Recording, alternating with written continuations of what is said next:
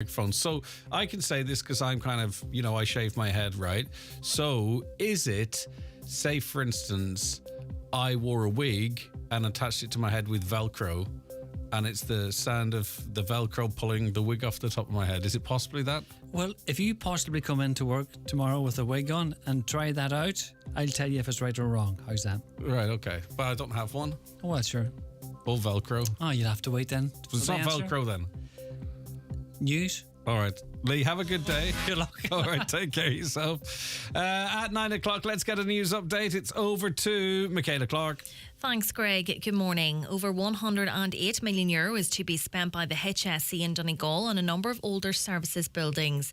The funding will go towards a feasibility study for the new Lifford Community Nursing Unit. It will see the 110-bed Community Nursing Unit in Letterkenny and Carndonagh Community Hospital projects proceed, as well as fund the tender for works on the existing Community Hospital in Buncrana, along with a number of other projects.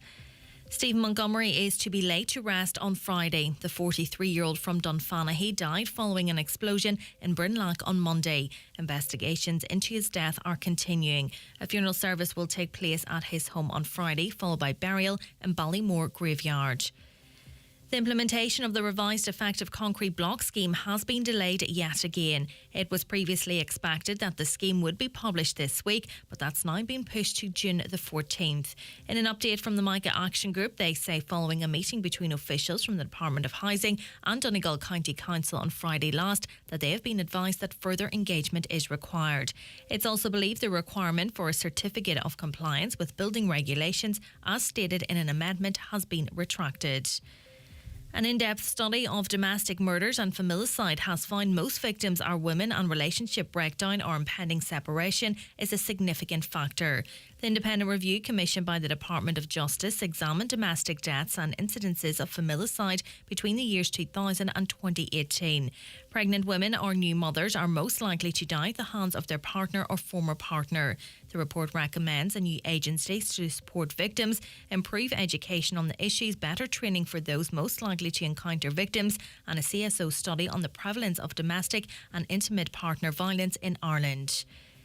A Donegal County Councillor believes efforts must be made to lower the cost of recycling. Councillor Patrick McGowan says people should be rewarded for recycling and not penalised. The draft National Waste Management Plan for a Circular Economy is set to go out for public consultation and aims to accelerate the transition where materials remain in use for longer. Councillor Patrick McGowan, Cahirlock of the Lifford Stranorna Municipal District, says it's vital also that the pay-as-you-go scheme remains in place. I think it's very, very important, and something that we fought for quite a few years ago, that we retain the pay as you go. So if you put out your bin once a week, once a month, once or whatever, that's it. That's encouraging people to reduce. A lot of people now put out a brown bin, say once a month. They make big efforts to reduce, so we shouldn't be making it harder for them by saying you have to go pay by weight. Weather now, another dry day with plenty of sunshine. Top temperatures of 18 to 22 degrees. That's all from Highland Radio News for now. We'll be back with news again at 10 o'clock. Until then, good morning.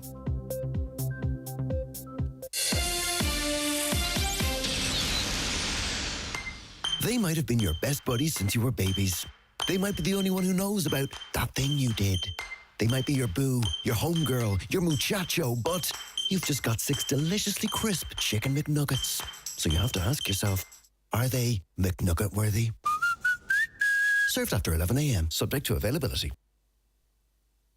The county's #1 talk show, The 9 till Noon Show on Highland Radio. And now, it's time for the talk of the Northwest, The 9 till Noon Show with Greg Hughes on Highland Radio. And a very good morning to you. 4 minutes past 9, Wednesday, the 31st of May of 2023. It's the last day of the month, isn't it? Or is it? No, it's not. It is. It has to be. There's no other days with... It's no month with 32 days, isn't it? Yeah, it is the last day of May, and we continue to enjoy this really good weather. I hope you're very well out there, and you're going to get involved in the conversation with us today. Your WhatsApp and text lines are open right now for you. 086 60 25,000. And I'll just mention, if you're listening on the pod or if you're listening overnight when the show's rebroadcast, feel free to text in. We can pick up your comments the next morning. Give us a call right now, though, for the live show. 07491 25 8000, and emails coming to us at comments@highlandradio.com. Plenty to come up on the show, as you can imagine. We'll be across all the big stories and big topics of the day, both locally, nationally, and even beyond. But let's start with what's inside and on the front of the papers today. We'll start with the Finn Valley Voice. Two Finn Valley natives were awarded Silver Scots medals at a ceremony in Dublin on Friday for their acts of bravery on duty. The Scott Medal is the highest award that can be bestowed by the Commissioner of An Garda Síochána and is awarded for exceptional bravery and risking one's own life in the line of duty. Sergeant Eamon Griffin of Navanny, Ballybofey, who is stationed in Glenties, and Garda Lewis Brown, Crossroads, Killigordon, and the Beaches, Ballybofey, a member of the Road Policing Unit, Donegal Town, were two of four Gardaí who responded to a call in Glenties in 2020 when a male armed with a high-velocity rifle discharged a number of shots in the town. I remember that night really well. On to the Inishowen Independent this morning. Firefighters who rescued a Buncrana mother from near certain death in a house fire are being hailed as heroes. The 51-year-old woman was pulled from the burning building by members of the Buncrana Fire Brigade, who bravely battled back the flames before entering the inferno. The woman, who suffered smoke inhalation as well as serious burns, was rushed to Letterkenny University Hospital before being transferred to a burns unit in Dublin. We wish her a speedy and full recovery. The Inish Times this morning, over €11,000 was distributed in Donegal from the court poor box system in 2022. A total of 6,620 came from the Donegal Town Court Office, with a further 4,780 paid out from the Letterkenny Court Office. The various St Vincent de Paul charities in Donegal collected €3,090, with 1,800 of that going to the Ballyshannon SVP branch. The Donegal Town SVP received €600, with €480 awarded to the Buncrana SVP and 200 to the Letterkenny branch. The Donegal Hospice was the next highest beneficiary, receiving 2,200 in poor box donations. Those are figures provided to Donegal Live from the court's service. On to the Donegal Post. And Glenties looks set to have a Brian Friel Centre that would celebrate his work while also providing opportunities and inspiration for today's writers. The centre will be housed in one of the town's most historic buildings, the Old Courthouse. The building has lain empty since the last court sitting there in September 2015, just days before the death of Friel on October 2nd of the same year. Right, let's get on to the nationals now. A lot of coverage of the census. We'll be going through some of the Donegal figures as well. But it's interesting to see what the various papers pick out from it. Ireland is becoming older, more diverse and less religious, according to the latest census data. That's the hot take. The population stood at, in the Republic, 5,149,000 on census night in April last year. That's up from 4,761 odd in 2016. It has increased further since then, of course, as the census only included 18,000 Ukrainian residents at that time, with the figure now closer to 75,000. The population is getting progressively older, though. The average age of people in Ireland increased from 36.1 in 2011 to 37.4 in 2016 to 38.8 last year. Now, that's there's two ways to look at that. Firstly, it's a very rapid ageing of the population. Secondly, people are living longer, which is great. More people than ever are living to 85 and beyond. There's been a huge increase in that regard as well. But people just aren't having children at the rate possibly we should be having. Now, I'm not saying everyone should go out there and breed like rabbits, don't get me wrong, but it's obvious, I think, that, you know, people are obviously making certain decisions to delay having children or not have children at all or whatever it might be. But obviously when things are tight too, there is always that consideration, whether people like it or not. And, you know, is it a great environment, even if you're working, to have, you know, 2 or 3 children? I would suggest not. That is contributing to a slowdown in birth rates, but also an increase in the age profile of the population. The number of people in the state who call themselves Catholic has fallen significantly from 79% to 69%, but still a significant majority there, 70%. 7 out of 10 people in Ireland still class themselves as Catholic. There is a caveat. The Central Statistics Office believes the sharp drop may have something to do with how the question was framed. The question was previously, what is your religion? Assuming the respondent had a religion. The question last year, following representation from the Humanist Association, was, what is your religion, if any? Okay, so they say that that's swung things around a bit. In terms of population growth, by the way, it is worth noting that the slowest rate of growth, everyone's worried about pressures on our services and this, that and that. And of course, there's an extra 6,000 people in Donegal now, at least some of them since that census. But we have the slowest growth rate of population in Donegal in the entire country. We're down around about 5%. I'll dig out that actual figure somewhere for you. I'll dig that out for you. But that's not insignificant that our population growth in Donegal is the lowest. So some of the key findings, will go to the Irish Daily Mail for this. 38.8 is the average age of the population. As I say, it's increased from 37.4 in 2016.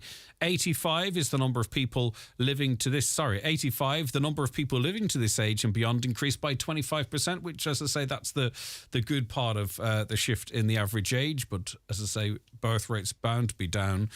94,000 people identified as Indian, Pakistani or Bangladeshi. 27,000, the number of people identifying as Chinese. 3,922, the number of people born in Syria now living in Ireland. It's quadrupled since 2016. But you can see there, 95,000 people identify as Indian, Pakistani or Bangladeshi. Just short of 4,000 identify as Syrian. 83% of people reported their health was good or very good. But that's down from 87% in 2016, but still a nice figure.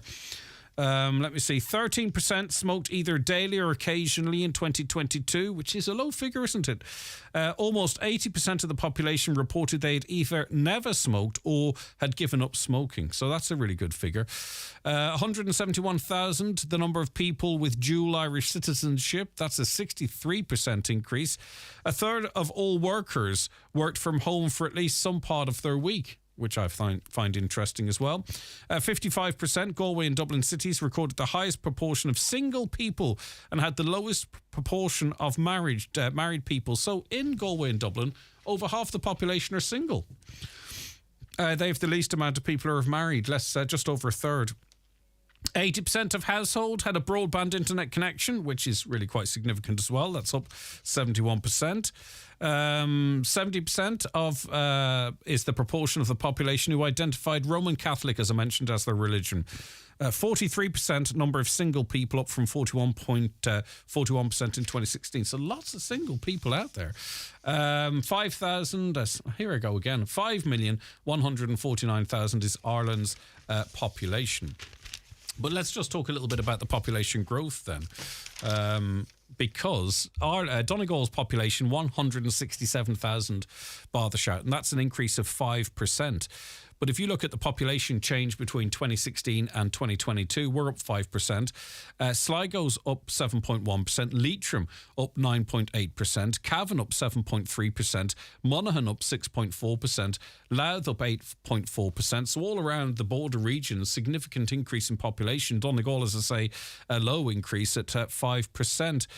Down the west coast, Mayo, population increased by 5.7. Galway 7.6. Clare 7.7.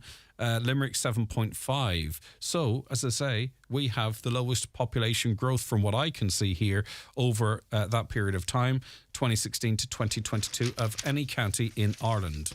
Now, I wonder how many, if any, of you were affected by this. A Garda investigation has identified 16,000 Irish victims of an organised fraud gang who used a specialised website to commit global scams worth more than €115 million. This is the Independent, by the way. The Garda National Economic Crime Bureau has been working with multiple global police agencies in the probe into the online fraud shop used to con victims. Senior sources say the investigation, codenamed Operation Elaborate, has led to the identification of 300 suspects, the majority UK-based. The iSpoof.cc website, which was shut down by law enforcement last year, offered criminals tools that allowed them to disguise phone calls so they appeared to be from a trusted organisation, such as a bank, so they could empty their target's accounts. So that's the cloning of numbers. Do you know in the past we would get numbers and it would be clearly from some far-flung part of the world, and then we started getting the texts and phone calls from numbers that appeared to be Irish numbers, your local Garda station, a mobile telephone number. Well, they were able to generate these numbers from iSpoof.cc. Well, the phone numbers used in Ireland to scam people included the eFlow toll company, banks, the HSE, Gardaí, businesses, government departments and delivery companies. Figures obtained by The Independent show that around 40 million has been stolen in this type of crime in Ireland since 2020. And that is why, probably to the annoyance of some, we do try and highlight any scams that we're made aware of, or any new scams that are out there, to try and, as much as possible, limit the amount of people that are being defrauded. The Irish Daily Star this morning: continued delay on the A5 road project in the north is hugely frustrating, and it is the worst road in Ireland for deaths, the minister who greenlit proposed upgrades said.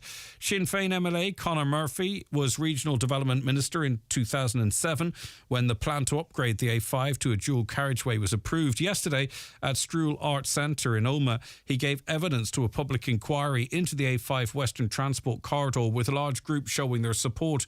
The A5 from Derry City to Ochnacloy has seen 47 fatal traffic collisions since 2007. Despite gaining approval in 2007, the scheme has not been able to proceed, in part due to legal proceedings taken by opposition group Alternative A5 Alliance. And we know the frustration that group has caused to many who want to see that road progress. The Sun this morning, and it's widely reported, they've got a picture of the robot out of Terminator, which I think is quite witty. But anyway, they're talking about artificial intelligence, and we read, not wishing to worry you, that humanity could be wiped out by artificial intelligence. Tech experts have warned. They said the threat from Terminator-style killer robots turning on mankind is on a similar scale to a pandemic or a nuclear war. Yesterday, a research group published an open letter on the dangers signed by hundreds of academics and scientists. The US Centre of AI Safety warned mitigating the risk of extinction from AI should be a global priority alongside other social scale risks such as pandemic and nuclear war. And they've created it in such a way that it can think for itself, it can make its own decisions, and who is to say, and it's connected to the internet and it networks, who is to say what is possible. But that's not a warning from me, that is a warning from technical experts. And finally, just some more details on the ban on certain elements of vaping, which is due before the summer. Health Minister Stephen Donnelly has vowed to crack down on the design and flavour of vapes as he announced a ban on the sale of e-cigarettes for under 18s. He said the EU is currently examining new legislation on the devices, but if it does not go far enough, Ireland will push forward with its own regulations. A Cabinet approved a bill from the Minister that will prohibit the sale of nicotine inhaling products to minors. It will also outlaw the sale of tobacco and nicotine inhaling products at events for children and ban vape vending machines. Ads for e-cigs on public transport and around schools will be prescribed, with a strict new licensing system introduced for the products. Mr Donnelly said while Ireland is not looking at an outright ban on vapes, he does want to see restrictions on flavours, labelling, designs and advertisements in shops. He added, "We're engaging with the EU on the updated Tobacco Products Directive. This is a directive we anticipated will be published next year. We're keen to see restrictions brought in on labelling. We're keen to see restrictions brought in on flavours," which I think will help parents, because it's difficult for parents if you find out that your young one has started vaping and you don't want them to, but they've got a very serious addiction to it. What do you do? It's a toughie. Parenting is tough. All right, good morning, Kathleen, Paul and Annie amongst those watching live. You can watch this show live every single day, as we'd like to remind you. You can go to YouTube, Highland Radio Ireland, and watch us there on your phone, tablet, smart TV or your Fire Stick. We're across Facebook on Highland Hub or Highland Radio News and Sport, and you can also watch us on Twitter and hit watch live on our website. We're there too. All right, back with our first guest in a moment. The newspapers are courtesy of Kelly Centra Mountaintop Letterkenny, the 2022 C-Store National Off-Licence of the Year. The Donegal Senior Hurlers return to Croke Park this Saturday afternoon. Mickey McCann's Chargers face Wicklow in the Nicky Rackard final at 3 p.m. Follow the action on Highland as Donegal chase a fourth All-Ireland title. Live coverage from the Nicky Rackard final between Donegal and Wicklow is in association with Fuel You Can Trust at Gal Oil Claddybridge Castlefin. Your one-stop shop for all your fuel needs with top rates given on Sterling. National Heritage Week returns from August 12th to 20th, and this year celebrates living heritage. Organise an event by exploring and sharing the traditions, crafts and skills passed down through generations in your family or community. Visit heritageweek.ie for more. National Heritage Week is a programme of the Heritage Council supported by the Local Authorities Heritage Officer Network and the Department of Housing, Local Government and Heritage. Itchy eyes, running nose, wheezy and mean hay fever is back on the attack. As pharmacists, Brennan's have a wide range of allergy remedies to come to your rescue. And we can advise you on how to lessen those hay fever attacks. So come in for a chat and we can talk through your options. In private if you like. You'll be back to enjoying summer in no time. For expert hay fever advice you can trust without the wait, we're always here for you. Just ask at your local Brennan's pharmacy. They say knowledge is power, so the more you know about your personal finances, the more power you'll have over them. Now, all the knowledge and power you need is right at your fingertips with the CCPC Money Hub. Free, impartial and comprehensive information, calculators and tools to help you learn more and take full control of your personal finances. Get to know the CCPC Money Hub at ccpc.ie/money. From the Competition and Consumer Protection Commission. In the next 15 seconds, you're going to find out where is the best place in the Northwest to buy a bed or mattress. It's Restex Beds and Furniture Mountaintop, Letterkenny, where comfort meets style. Highland Radio time checks with Expressway. Travel Route 32 from Letterkenny to Dublin when you book online and travel for less. Expressway, bringing you the time at... OK, the time is 22 minutes past 9. We're joined on the programme now by Councillor Niamh Kennedy, Chair of the Donegal Local Community Development Committee. Niamh, thanks for joining us. Good morning. Good morning, Greg. Good morning, everyone. Right, How are you? we're doing great, thank you. We're talking about the Civic Dollars Project. It's a community reward platform designed to increase our time spent outdoors, local recreational spaces across the county. Right. So, give us an idea of this scheme, this initiative. It's a fabulous little initiative. Now, I have to admit I haven't downloaded the app myself yet, but I will do when I get the proper phone to do so. I'm afraid my phone's a bit antiquated. But anyway, basically you download the app and you go into the selected areas within the county. There's one in each municipal district at this moment in time. It's like a pilot at the moment, but it's doing very, very well. So take, for example, in Letterkenny, you've got the Letterkenny Town Park. So you go in there and you download your app. First of all, you go in with your family or whoever you want to be with and you hit go on the app. And if for every half an hour that you spend in the park, you get a civic dollar. And it's to a maximum of $3 per day. And so if you want, you see all of the companies, all the businesses and all of the community groups that have signed up to this so far. So if you fancy to get a cup of coffee somewhere in Letterkenny that's on the app, you may get a 10% discount or whatever the business would decide to give you. Or if you prefer to donate to, say, the Tidy Towns Committee, if they're on the app, you click the donate there. So it gives everybody a sense of, I suppose, leadership and control of the time that they're there. It's great, obviously, to spend time out in the open air. It's healthy. And it's given everybody a little bit of a boost. And it's building up. It's like a shopping online app. But you do it, but you can spend it on yourself, or you can spend it on some of the community groups that you think would be beneficial to them. Okay, and so some of the places are really popular. We've got Drumbo Woods in Stranolar.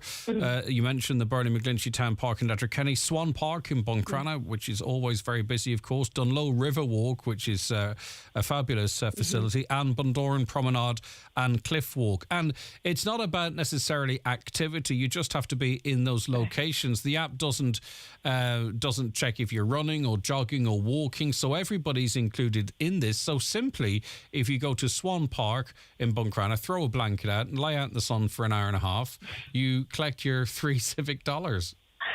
Absolutely, it's great. I like it. It's lazy. I like it lazy. It is. It's good. If you want to be. It's for all abilities, and that's just the way it is, and it's lovely. That's the inclusivity about it. So it's very important that everybody is equal in this, and that everybody just spends time in the outdoors and relaxes. And you know, life is stressful enough, and I think this is a really nice way of just saying, you know what, let's give back, let's work together on this, and let's enjoy the outdoors, what we have.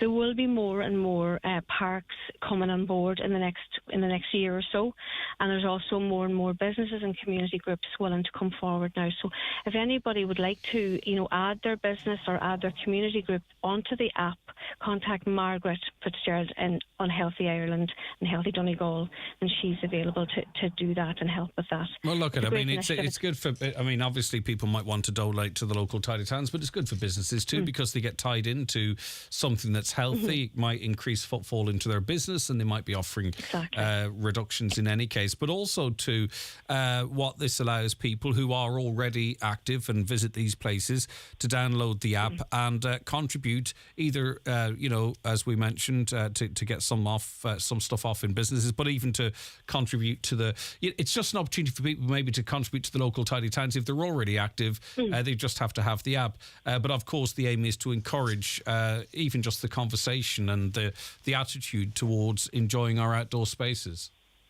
Absolutely. We have an abundance of them. They're all beautiful and we need to enjoy them. And sure, in this kind of weather, wouldn't it be just fabulous to hit go and just relax and give somebody a coffee or have a 10% discount somewhere? It's a lovely, lovely idea. I think I know that it's in Belfast already, and I think it's in Dublin.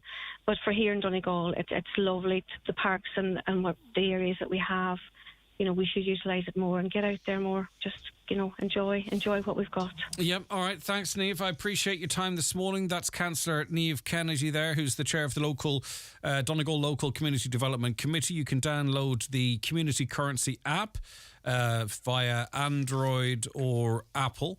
It's on both stores. So you go to the Civic Dollars mobile app, and you earn online credits by simply spending time on the Bundoran Promenade and Cliff Walk, the Dunlow River Walk, Swan Park, Buncrana, Burnham McGlinchey Town Park, Letterkenny, Drumbo Woods, Stranooler. Imagine if you live close to them. You probably just rack up the dollars anyway, donate them to your local tidy towns who do amazing work. And it's only when you're out in the roads in the morning sometimes that you see people out doing everything they can to keep the beautiful county beautiful. Right. Good morning, Greg. Does anyone know what is happening with the traffic in Ballybofey this morning? I am a home carer and the road route has once again been changed with no notification and very little guidance on where to go. Is it that difficult to get traffic management right? Now, I will say I have found my commuting around Ballybofey Stranooler better than the way it used to be. But that's just me, and it just is the way it suits how I use the road. This is a person that needs to go somewhere specifically. The traffic management is changed and they're a little bit confused. I don't know how that could be related. We're more than happy to make announcements as it relates to roads, I'm sure, here for people who are in the car with the radio on in the morning or have the radio on before they head out. You know, communication is key. They're battering away there. It's important work. But if a little bit more communication is needed, well, then use the services that are available to you. We may have the lowest population growth rate in Donegal, says a listener, but the growth rate across Europe is only 0.1%. We're still well ahead of Europe. Of course, well, statistics, you can find a stat to compare something to anything, I suppose. True, Greg, that many of our people fled starvation and persecution, but it really is a cop-out to compare it with the 40 that have been recognised as arrivals here under false pretences. The 40%, is it? We need to get a grip on the migrant thing, which is being exploited under the refugee flag. The people who arrive here,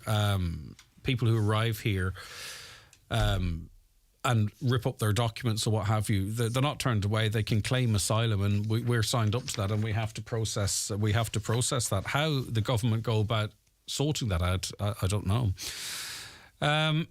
It is also not only directed at migrant people, but also at the LGBTQ community, women, poorer people. It's important for us to understand who's behind these campaigns and overcoming it by building a community based on belonging. Yeah, I get you, but it's very important. And I think actually it was Daniel O'Donnell that said it in terms of people who have a feeling or a view or don't like what's going on but don't say anything need to find a voice, I suppose. That would do no harm as well, because you can't stay silent either if there's something that you want to see changed. Right, we're going to be talking in more detail to Dr. Chris Luke very shortly about these changes to the sale and supply of e-cigarettes. That's coming up shortly. Watch the show live now on YouTube, Facebook and at highlandradio.com. Shop LK at Brian McCormick Sports and Leisure Main Street, Letterkenny. New, fresh colours in women's sportswear from Nike and Under Armour. Get that new look with some bright colours. Quarter zips with t-shirts and fitness bottoms. Match it up with some new arrivals in our footwear for women. Brooks, Hoka and On Running gives you a unique comfort sensation. View our new arrivals. Click on bmcsports.ie for your free delivery. I've been surfing all morning at FlemingLTD.com to find out about Fleming doors, Fleming steel and Fleming coatings and their full range of products. So come surfing with me at FlemingLTD.com. Fleming, 91 48 234. Ballyshannon and Killybegs Credit Union just got better.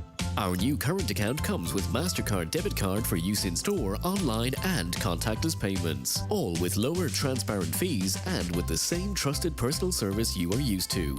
Open your Ballyshannon Killybegs Credit Union current account today. Drop into branch or join online.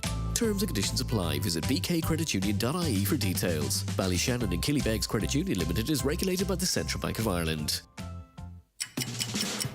Time is ticking on the sizzling summer sale at Easy Living Furniture. With absolutely everything reduced, now is the time to spruce up your space with stylish furniture and unbeatable savings. From cozy sofas to elegant dining sets, we have the perfect pieces to transform your home. But hurry, this sizzling sale ends this Sunday. Don't miss out on the hottest prices of the season. Visit Easy Living Furniture, Crescent Link Retail Park. Holiday sunshine. Fly from Derry to Mallorca this July or August with Atlantic Travel in Letterkenny. Save up to 20% with rates not available elsewhere. Also exclusive discounts for parking. Call Atlantic Travel Letterkenny on 91 26193 or visit atlantictravel.ie. Okay, so as we've been mentioning, laws to ban the sale of e-cigarettes to children have been approved by Cabinet. The changes will also see a ban on the advertising of nicotine products near schools and on public transport. Now, just as it relates to children and vaping, recently published surveys of Irish school-aged children. This is the Health Behaviour in School-Aged Children Survey 2018 and the European Schools Project on Alcohol and Other Drugs 2019 show that 9% of 12 to 17-year-olds and 15.5% of 15 and 16-year-olds used electronic cigarettes in the previous 30 days. So there is obviously an issue there, and it's one we've been contacted by parents who are struggling to cope with the situation. Dr. Chris Luke is a columnist with the Irish Medical Consultant and former consultant in ED as well. Thank you very much for joining us, Chris. It's good to have you on the programme. Thanks, Greg. Right, so there is no doubt that we needed to do something. It's been perhaps taken us a little bit too long, but you just have to be out and about to see the amount of young people that are vaping and inhaling and getting addicted to a very strong substance in nicotine. Well, absolutely. I was protesting politely about this about 10 years ago when it first started, and of course I was denounced as a curmudgeonly old dinosaur, as you'd expect. But the key thing you've just said is that nicotine is a remarkably addictive substance. And I think you have to see a lot of drug taking or pseudo-pharmaceutical history in the long run or in the bigger picture And basically what's happened with vaping or electronic cigarettes is that big tobacco has had to try and catch up with the dwindling market in the Western world. Now, but obviously it continues to chase its new recruits in the East and in the Southern Hemisphere. But the bottom line is that the number of people smoking in Europe and North America has plunged in the last 10, 20 years particularly.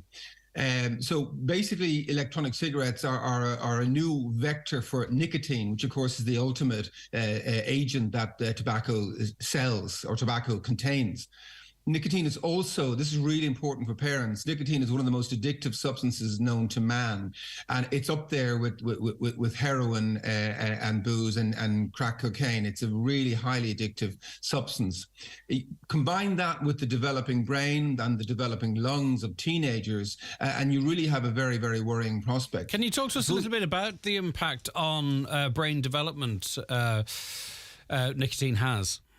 Well, the jury is still out, but there's talk about addictive behaviour and compulsion, and of course you always, I suppose, tend to have irascibility on the part of youngsters who have been. I mean, I suppose the previous paradigm was cannabis. If parents tried to fight with their youngster over their smoking of tobacco, cannabis, we know that they can get very cross and very grumpy and sometimes very angry. It's a similar sort of picture with nicotine when you try to stop youngsters who have basically become addicted to nicotine through the use of vapes. And we know that the vast majority of smokers have long wanted to give up. Most smokers really genuinely want to give up at any one time. And we now know in the last year or so that about 60% of vapers are similar. They're desperate to give up. Because while vaping is very good for ceasing, smoking, we know that, and that's of course the key marketing message. That's the key mantra. Use vaping to give up tobacco. The problem is that unlike, say, counselling or the use of nicotine replacement patches and lozenges and gums, many people are still vaping 6-12 months after they've stopped smoking. You're replacing one addiction with another, really. Well, precisely. And not only that, but many of them actually go on to what's called dual use. So many of them go back to smoking. And by the end of 12 months, they're both smoking and vaping. And of course, the worst of all, really, apropos the legislation this week, is that we know that teenagers who vape are about 5 times more likely to go on and try and get into smoking. Yes, but the approach in this country, though, has been a little strange, perhaps. Maybe I'm interested in your views. That's why I ask you, is that, we knew the problem with young people vaping in America, for example, 5, 6, 7 years ago, the whole dual thing and flavoured vaping and their availability and targeting younger audiences and using TikTok and other social media platforms. But also, so we stood by and let that, we didn't do anything whilst the rest of the world seemed to be taking this more seriously. But also, even still to this day, we've never really talked about in a formal way the benefits of vaping to get people off smoking. It's always been, well, the jury's out, we don't have any long-term detail, we prefer to go down different routes. Should we perhaps have changed our attitude to vaping to say, of course, young people shouldn't do it, but more formally through the HSE or what have you, actually used it like they have in Britain and elsewhere as a tool to get people off it? So we could have had the conversations about dual smoking and vaping, and all that information could have been got out there during that process. Well, I mean, the problem, Greg, as you'll know, and as your listeners will know, the Irish only seem to learn the hard way about anything. But before we start beating ourselves up too much, we have been exemplary in other respects of our life, democratically, politically, socially, with our recent referenda and our legislation on marriage and so forth. And of course, the smoking ban, that was a world first. So I suppose we can only do one big thing at a time. But I would look to Australia rather than to Britain, because, some of the figures from Britain suggest that up to 40% of teenagers have tried vaping before the age of 18 in the UK. And the rule of thumb is that about a fifth of teenagers are using vapes at any one time. So I think you're basically right. I mean, the bottom line is we need to stick to this I suppose, tacitly agreed idea that vaping is quite good for getting you off smoking. Not smoking is extremely an extremely attractive idea in terms of public health, and in terms of the reduction in numbers of cardiovascular disease and cancer and all the rest of it caused by people not smoking. That's an enormous advantage. But I think we slightly need to medicalize vaping. We need to reduce its attractiveness. I mean, that's what the Australians have done, isn't it? They've medicalized vaping. Yeah. I mean, it's very sinister when you think about it. And of course, the vaping industry has been very strong in terms of lobbying over the last 10, 15 years in this country. They've been protesting at people like me, denouncing me as unreasonable and so forth. But of course, the problem is their own members or their own people have let themselves down. I've heard a UK vaping industry person commenting on how they now send secret young customers to the vaping shops, and they report their own members for selling these neon colored highlighter shaped vapes to children, and of course that's the ultimate proof that children are being targeted, because they're merchandising this stuff, this nicotine, with child friendly vector devices. And of course the ultimate thing is that there's absolutely no quality control, and as you'll have heard, testing in the UK in the last month or so has suggested that there are very high levels of lead and cobalt and all sorts of stuff, really toxic, neurotoxic stuff in many illicit vapes. Just in terms of how far we're going, actually, I'll skip to the key question. For some people, it's not going far enough. That, banning advertisement in certain places, perhaps looking at flavour, but nothing there really to discourage their use, to make it more difficult for young people and maybe others to start vaping if they've never smoked, for an example. But is there anything in there that actually discourages vaping, in your mind? I'm not sure. I suppose the bottom line is you have to target the producers and the vendors in their wallet.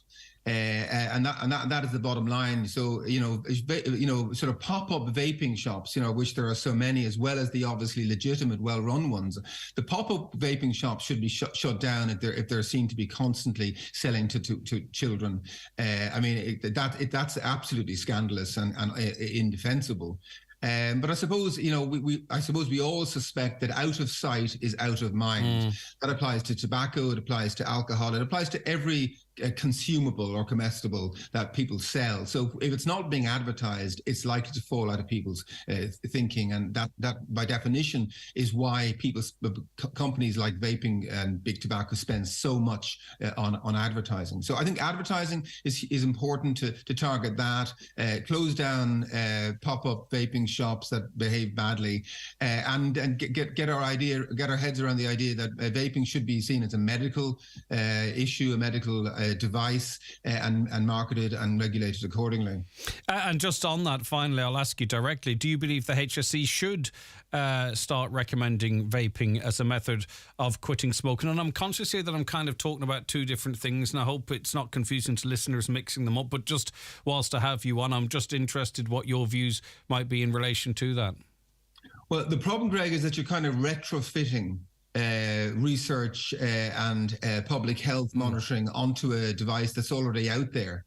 And let's not forget before we conclude that vaping is also a method of smoking cannabis and many other drugs. Wherever you can liquidize or vaporize a drug, like for dabs or cannabis oil, it can be used as an electronic joint. So that's a separate parallel issue. But the bottom line is, I heard scientists say that it'll be 30 years before we know the full extent of damage to teenagers' lungs. There are many cases of emphysema and so on being caused by electronic smoking. This is obviously mainly people who do it daily and frequently. And there was an epidemic of what's called EVALI, or electronic vaping associated lung injury in the States. There was about 3,000 teenagers being admitted, or young people being admitted because of vaping injuries to their lung every year prior to the pandemic. But unfortunately, the pandemic it basically led to a cessation of the monitoring of all that, and it's been kind of forgotten, but it continues. So unfortunately, like most public health things, it'll take years before we see the full picture. In the meantime, I think we can defend counselling, we can defend nicotine patches and gums and lozenges and so on, because they have been subject to rigorous testing. But sadly, the vaping has not. So even though people find it very, very useful, and many people find nicotine, of course, soothing for stress and depression, but the bottom line is it hasn't passed any of the normal rigorous health testing. It also, though, should be worth remembering, and you know this far better than I, particularly maybe for young people, it can increase anxiety as well. Of course, and that sadly is the case with most things like cannabis or nicotine. Ultimately, they become self-defeating because you consume too much of this stuff. If you self-medicate, you start getting exactly the issues you're trying to escape. Yep, and very finally, we have a great team up here in smoking cessation within the HSE in the Northwest who've got huge success with people who engage with them, and eventually they're completely free of any dependency. My final point, Greg, is you're absolutely right. That's the good news. The good news is that over the last few years, the HSE and public health people and advocates and teachers have managed to drive down the rate of smoking in our young people way below 20%. So, the overall picture actually is very encouraging. Yeah, for sure. Thanks so much for all of your time this morning. That's Dr. Chris Luke, columnist with the Irish Medical Times. What's your views? 086 60 25,000. WhatsApp that number. Be prepared for training and match day with Michael Murphy Sports and Leisure, with a variety of mouthguards, shorts, socks and boots from O'Neill's, ATAC and Adidas. Exclusive Michael Murphy GAA gloves are available in 4 different styles. You'll find everything your team needs to succeed on match day at michaelmurphysports.ie. Sometimes it's just bad luck, but sometimes it's negligence. From minor bumps to life-changing injury, every accident has a story. Time to call McElhenney and Associates. They'll assess the situation, advise on solutions, and lead the way if any litigation is to follow. From motor accidents and workplace accidents to slips, trips and falls, call today on 074 917 5989 or find us online. Let's get you started on the road to recovery. McElhenney and Associates Solicitors, Stranorlar. How can we help? In contentious business, a solicitor may not calculate fees or other charges as a percentage or proportion of any award or settlement. The wind is our greatest natural resource. We're harnessing it to provide cleaner, renewable energy for homes across the country. Switch to SSC Airtricity and get the wind working for you.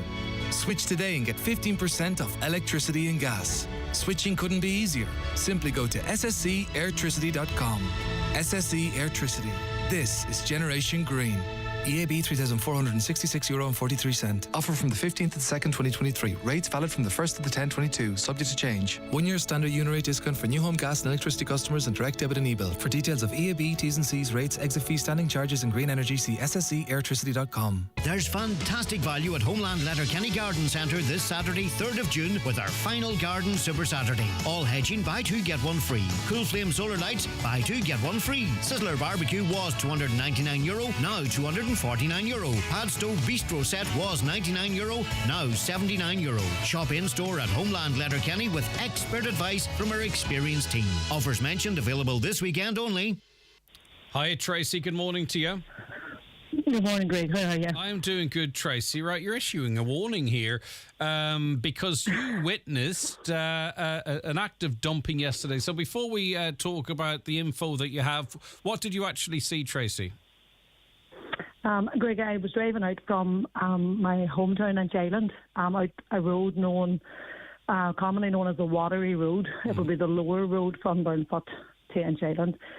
And as I was coming forward, that road, most locals would know that road has a sharp edge, and sometimes people can go off the edge. And in the distance, I thought, oh my God, this car has gone off. So I slowed off to see if they needed assistance. But as I slowed off, I realised that, first of all, the female driver was just sitting very casually on her phone. But from the driver's side door, because she was parked in on the right-hand side of the road, so her side was on towards the hedge.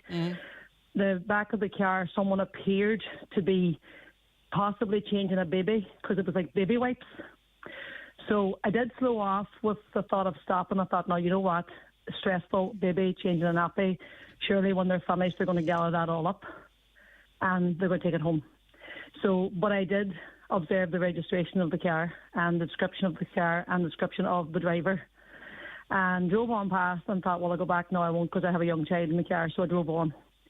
So because I'm going up and down that road every day, yesterday morning, I said, I'll just take this road just to see. And I was horrified to see not only had they dumped baby wipes, but 4 plastic bags of rubbish, takeaway cups, and a very big, as you can see from the photograph they sent your station, very big, like, shopping bag.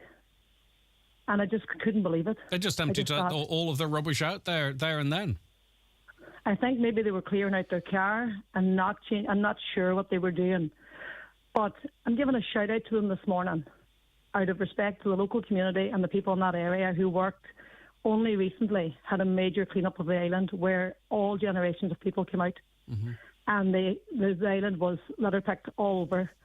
And on a regular basis, we have people working with the litter warden. We have a man at the pier an inch that takes it upon himself every day to lift litter after other people. And the council work closely with him. So there's a lot of pride down there as to, the upkeep of the area. So I'm putting a shout out to the person because I have spoke with the litter warden and I have all the information on my phone. So I'm just putting a wee shout out. It's a Northern Ireland Rage car. They know who they are. Come back today, put all that rubbish into that big bag and take it to the free dump in Derry where they could have put it in the bit of the car because they don't pay, I know they pay it through their rates, but there will be no fee on those people to go to a dump in Derry and dump that free of charge. Now, you say you're giving them till today if they just happen to get note of this warning, or you will pass their info onto the Gardaí or the police? Yeah, well, our local community down there will share it on Facebook. Now, obviously, we're not going to name and shame, but the fact that the driver was so complacently sitting on her phone, she wasn't a bit bothered about the act that they were carrying out. And that's right beside our beautiful wildlife reserve and a walk that thousands of people use every single day. And what kind of rubbish was it? You mentioned coffee cups. Was there dirty nappies and stuff? And there was nappy wipes on it. There was a packet of pastries on it because we went back yesterday because the litter warden is onto this now. Yeah. And we went back yesterday. There was actually a wee packet of buns on there. Like, they could have fed that to the birds. But, Greg, the thing is, that road is, like, very renowned for people dumping litter. But the locals aren't going to sit back anymore and take that anymore. There is going to be, the litter warden is going to up the ante on that road now. We've spoken with him yesterday. And as I say, down an inch, like, I don't actually live an inch anymore, so I'm not actively working down there because I live in Burt. But I care about the people down there that do carry out this work. Like Terry Crossing in that area would work very hard. There's been issues with people dumping in petrol stations. And I don't understand it when it's people from the north of Ireland because they can just take a black bin bag in their car, tie a knot on it and dump it free. Well, that's what I was going to say to you, because the way you described the family, but you preempted that, I think, Tracy. I was going to say, look, the cost of everything at the moment, maybe they thought it was their only option, but you'd already answered that question in that. And I don't believe that's an excuse to dump, by the way. Let's be clear on that. But you've already said that if they do happen to be from that part of the world, that they can dispose of this free of charge. All they had to do was cart it another 10, 15 minutes up the road. Yeah, and the thing is, Greg, I know it possibly could be a dirty nappy and nobody wants that in the car, but put it in the boot. And the other thing is, I don't think there's a local person in the area that if a person stopped and said, would you mind if I threw this in your wheelie bin? People would rather they do that than dump it along the road, because what's going to happen now is unless this person, and I'm hoping that they're listening, I'm hoping that it doesn't have to go to social media, because I don't have social media myself, so I couldn't share it, probably thankfully, because I was infuriated yesterday morning, when I seen it. But come out now and do the right thing. And anybody coming out to use the walkway, because that walkway is a gem. It's the council were out there yesterday cutting hedges, cleaning up. It's such an amenity. It's a fantastic amenity, as are our beaches. But if you're going to come out, take a black bin bag with you in the car or a shopping bag and just pick it up after. Don't expect the local people to come down and clean up after your day out, because we all have families and lives. We want to enjoy the good weather. I shouldn't say we, because I don't do it, but they. When I look at my relatives, my aunts, my cousins and the younger generation teaming together there not so long ago and doing a fantastic clean-up, You know, and Pierce McGurry, the litter warden, working very closely with him. Like, he has no manpower. His manpower is restricted, so he needs the help of the community, which we have said now, like, it's going to be observed and there is going to be reporting. We can report this to the guards. Do you know, and maybe this is, the way we crack down on this this summer, in that we all are the ears and eyes. You know, we don't necessarily have to challenge people, but just to say, right, enough is enough. And I think off the back of the big cleanup, sort of, that pre-summer cleanup heading into the first summer bank holiday, or long holiday weekend, I prefer to call it, that enough is enough here. We welcome people from different communities, from within the community, to get out and enjoy.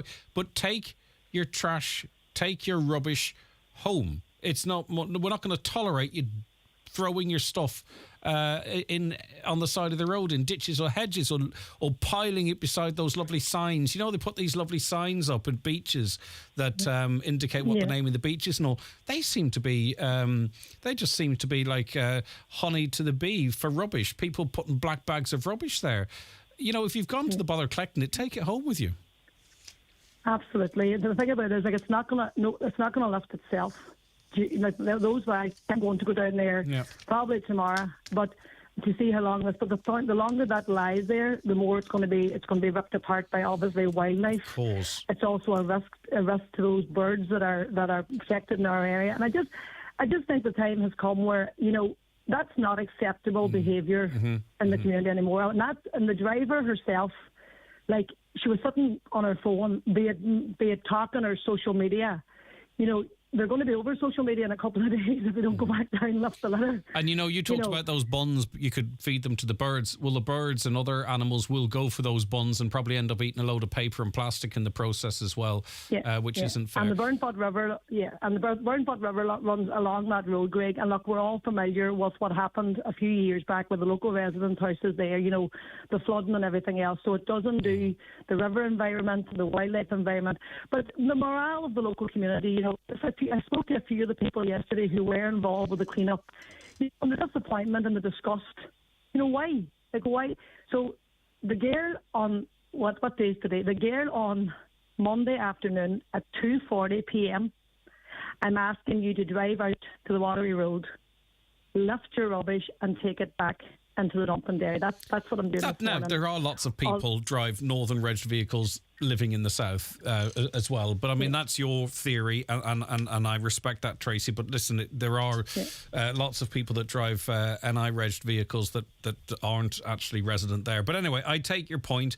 But you know what, Greg, if they're driving that car, they can still go to the dumping and you have it all covered.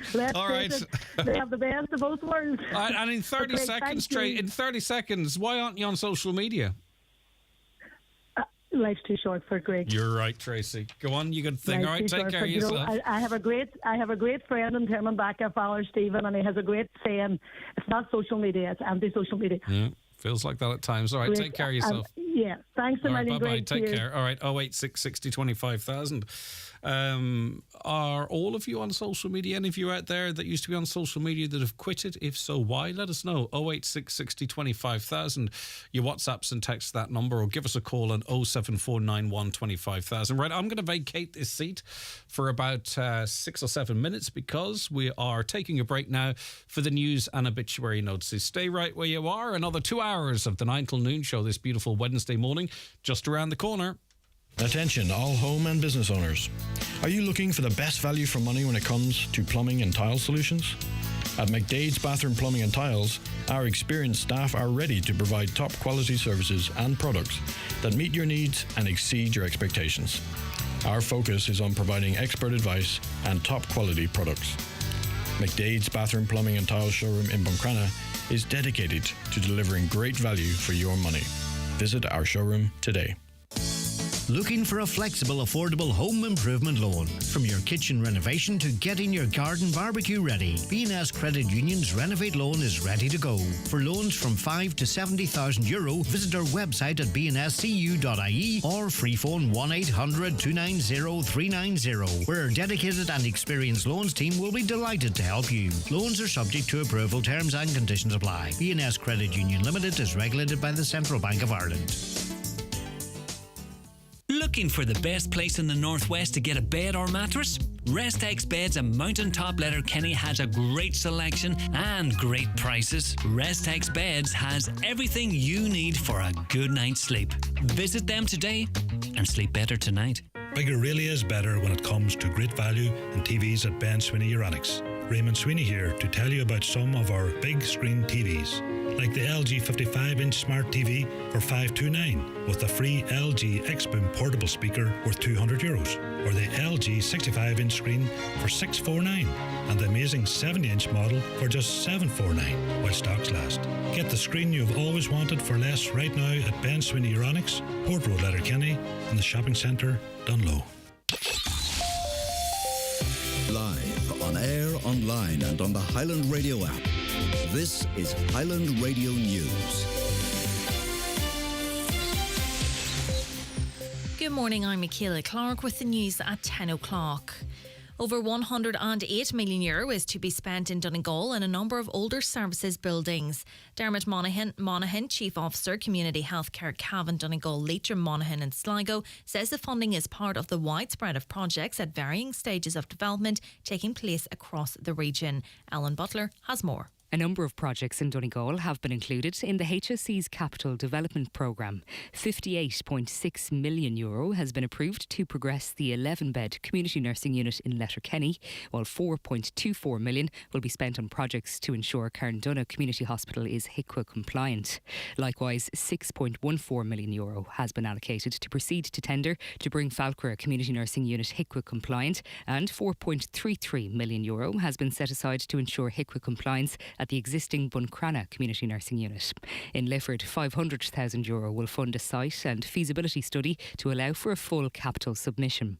€3.67 million will allow for final payments for works at Dunlow Community Hospital, and the remaining €31.65 million has been approved for the 80-bed Ballyshannon Community Nursing Unit, which is almost complete.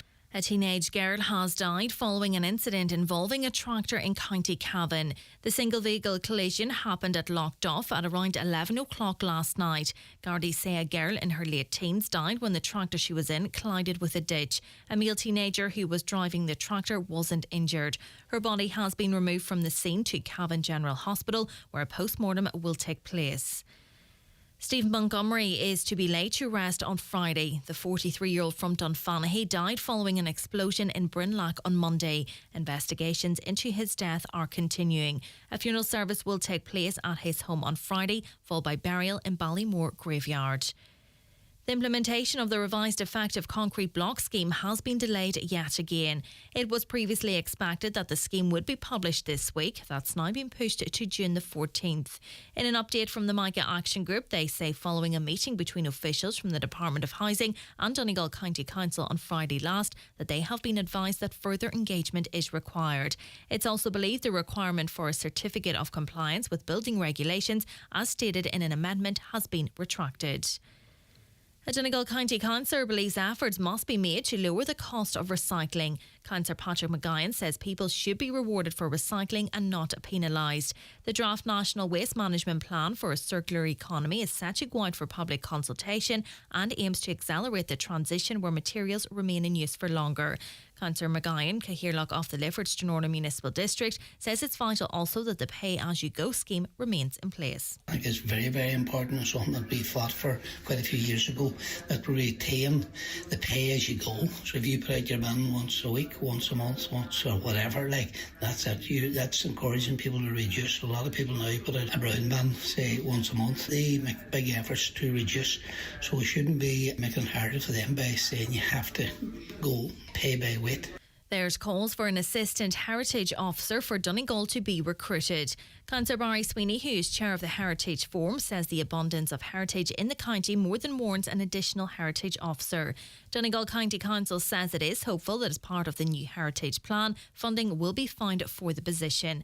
Councillor Sweeney says it's vital the role is filled to ensure no heritage funding is lost. The problem now is that, with additional funding that's out there for heritage-based projects, and with, I suppose, on foot it's the success of Donegal's heritage, there's a huge workload placed on one person, and it's come to a point where where we have to choose between projects and basically, in some cases, actually say no to a project and say no to funding.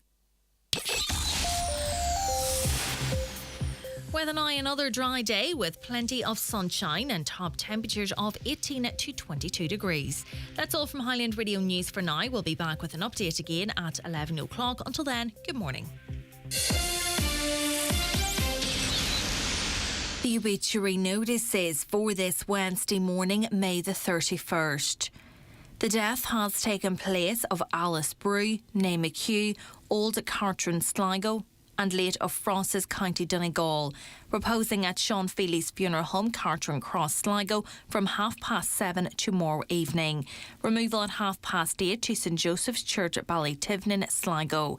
Mass of the Resurrection at 2:30 on Friday afternoon. Burial follows in Sligo Cemetery. Funeral Mass will be live streamed on churchtv.ie. Family home private please. Family flowers only. Donations in lieu if desired to the Northwest Hospice Fund or the Irish Heart Foundation, care of Sean Feely's funeral home, Sligo. The death has taken place of Stephen Montgomery, Ballymore, Dunfanaghy. His remains will be reposing at his late residence from 11 o'clock this morning. Funeral service in his family home at Ballymore on Friday at 12 noon. Burial afterwards in Ballymore Graveyard. Family time please from 10 o'clock until 11 o'clock. Family flowers only please. Donations in lieu if desired to the Donegal Hospice, care of any family member or James Harkin Funeral Directors. And the death has taken place of Shara Dugan, née Anderson, Doon New Mills, remains reposing at her late residence, which is private please. Funeral from there tomorrow afternoon to Cornwall Parish Church, Letterkenny, for service at 2 o'clock, followed by interment in Gortley Cemetery. Funeral service can be viewed live on Charlie McClafferty, Funeral Director's Facebook page. Family flowers only please. Donations in lieu of desire to the Donegal Hospice, care of any family member or Charlie McClafferty, Funeral Director. For more details, including any family health guidelines for wakes and funerals, please go to highlandradio.com.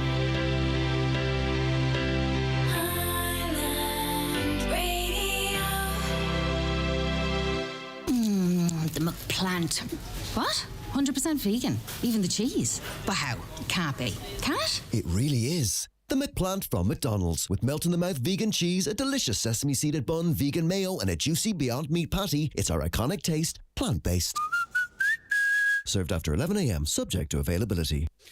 Welcome back. I see our ice cream story from yesterday is gone national. No mention of the programme or Highland Radio in it, but sure, look, who cares? It's fine. But Grania Doherty extensively quoted. She said, someone has seen this cone of a giant ice cream cone has appeared in your living room. Someone knows something about this. So as I say, it's just strange, the stories that get picked up on, but the big stolen ice cream cone has gone national. So there you go. Right, okay. Some of your comments coming in so far this morning. Quite a few of you texting in on the vaping issue. Hi, Greg. As a smoker for over 40 years, I tried everything, even hypnosis. I started vaping 3 years ago, and after 3 days, I found improvements in my breathing and stamina. So it definitely works for me, but I would never encourage anyone to stop vaping or smoking. And I think that's a really rounded comment there, and it's worked for you. And it sounds like you're not also vaping and smoking. And I'm glad that your health... that you feel better in your health and I presume in your pocket as well. Teens vaping and smoking, when they're teaching sex education at school, 2 placenta should be shown on video that the baby has been fed on for 9 months in the womb. One from a smoker, which is very runny and falls apart, and compare it with a non-smoker, which is very sturdy and healthy. It should be shown, which would stick in teens' minds. Re-smoking during pregnancy, it's a real eye-opener. Okay. Good luck. Sorry, I'll come back to that good luck thing. I'll just do the vaping ones first. Question, why was this vaping given the go-ahead in the first place? This could have been banned when it was developed in the first place. It's like as if they put these things on the market to get children and adults hooked and then ban them. How did this ever get on the market in the first place, they say? Well, look, it was an alternative to smoking. It is... We don't really accept it in this country, but it's broadly accepted to be safer than smoking, though you're discouraged from vaping long term. But then the companies then started targeting young people with different types of flavour, bubblegum flavour, ice cream flavour, and they put them in sexy containers. When I say that, by the way, I mean, really marketable ones, sexy in a marketing sense. And then also they started paying TikTokers and YouTubers to start using them and blow rings and make them cool. They actively targeted young people.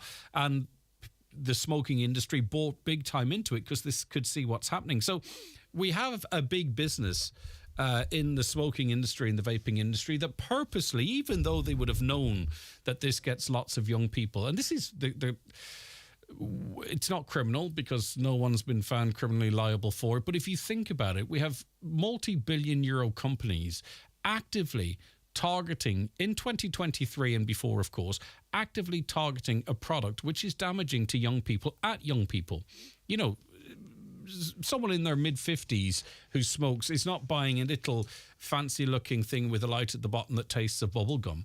That's a 14, 13, 12-year-old. They've actively targeted them. That's what they've done to our children. And I think people should be more angry about what some of these companies are trying to do to our children, because it's not just by happen chance that young people started vaping. It's because they decided to try and get these young people vaping to make their millions and their billions. And now we've got a really significant proportion of the young teenage population who vape. And then once they have that nicotine addiction, who's to say when they ban the vapes that they might go, well, I can get cigarettes handier, because they'll need to feed them. If you've never had an addiction to nicotine, you might not get it. But you don't just go, right, I'm not vaping anymore because I can't buy them in the local newsagents. Now, I hope most people in shops around the Northwest are responsible in terms of who they sell these products to, but you just don't switch off an addiction to nicotine. So people are going to have to deal with that. And, young people might pick up a cigarette, as they are already doing, but even more so as it becomes maybe easier to get a cigarette than it is a vape. I don't know. A navy and green wallet with a white stripe was lost on Tuesday in Letterkenny Shopping Centre around lunchtime. It contained some very sentimental items. We've got a contact number here for the owner. So if you found a navy and green wallet with a white stripe, they're very interested in its return because it has some very sentimental items within. Good luck to the Niamh Murrah Club. Lower Rosses on hosting the All-Ireland Gaeltacht Club finals this June bank holiday weekend. A huge undertaking for a small rural club, bringing hundreds to the Rosses. Guido from Mayo, Galway, Cork, Kerry, Waterford, Meath, Dublin, Belfast and Donegal. A marvellous idea to book accommodation with host families, normally keeping Irish college students every summer. Brendan Devaney on the DL debate previewed that, by the way, so if you are interested in that, you want to hear more about it, on our website in the playback section, go to the latest DL debate, and Brendan Devaney's discussing that as well. Hi Greg, that man looking for the mica, looking after the mica, says he's making the cut point at 2,000 homes. So what about the rest of the people? Do they have just to wait to see if they get anything? Well, you see, presumably if that action is successful, they will take a number. I'm not a legal expert, never claimed to be, but we don't do class actions here. So there is a group of people there, and they are taking test cases that cover a lot of the scenarios and realities of those affected by defective concrete. And if one is found to be successful, well, then it should daisy chain from there, because if the government were to lose one case, presumably other defendants were to lose one case, they're not going to go and actively defend every single case because the outcome might be the same. So it sets a precedent. So presumably, if there is not a pre-trial agreement, if it goes the right way of that action, it paves the way for everyone to get the same treatment. I would imagine that's the way it is. So even if you're not in that first cohort, I would imagine the groundwork will be set for everyone who's affected by that, if it is successful. Back to vapes. A caller says that there are a number of copycat vapes on the market and for sale in bars that are more dangerous, again, as they're not to any regulatory standard. There does not seem to be anything done by Revenue about this either. Trust wait till you see what happens to vaping in the next budget, because Revenue have been keeping their claws out of it to some extent. With this change in legislation, I would expect you to see quite a significant inroads into VAT and tax and stuff from Revenue in the next budget, would be a little prediction of mine. Hi, Greg. Phones and social media have ruined everyday life. No one speaks to each other anymore. My husband's addicted to his phone. We don't speak anymore, and it definitely has an impact on relationships. It's sad, really. And it's sad that you feel like that, really, that you feel that your partner doesn't speak to you anymore because they're addicted to their phone. And they say it's an impact on relationships. Is that something, a view that you share? It's no harm having this conversation, because sometimes maybe we do stuff that we don't really realise that it's bothering maybe the person that we're with. So are you concerned about someone's involvement in social media or their phone, or is it a problem that you have or someone in your family has? How is it impacting? Or were you on social media? Did you come off it? How did your life change? I'd be really interested in that. Give us a text on 086 60 25 000 or WhatsApp that number too, or give us a call on 07491 25,000. Rosemary, Beth and Marie have all joined watching the show online. Just to remind you, go on to the YouTube, Highland Radio Ireland. You can watch the show today and every day there, and also get subtitles as well on YouTube and Facebook if you are hard of hearing but you want to know what's happening across the Northwest. Lots of people log on for that reason, which is why I started doing it to begin with. That was the initial reason.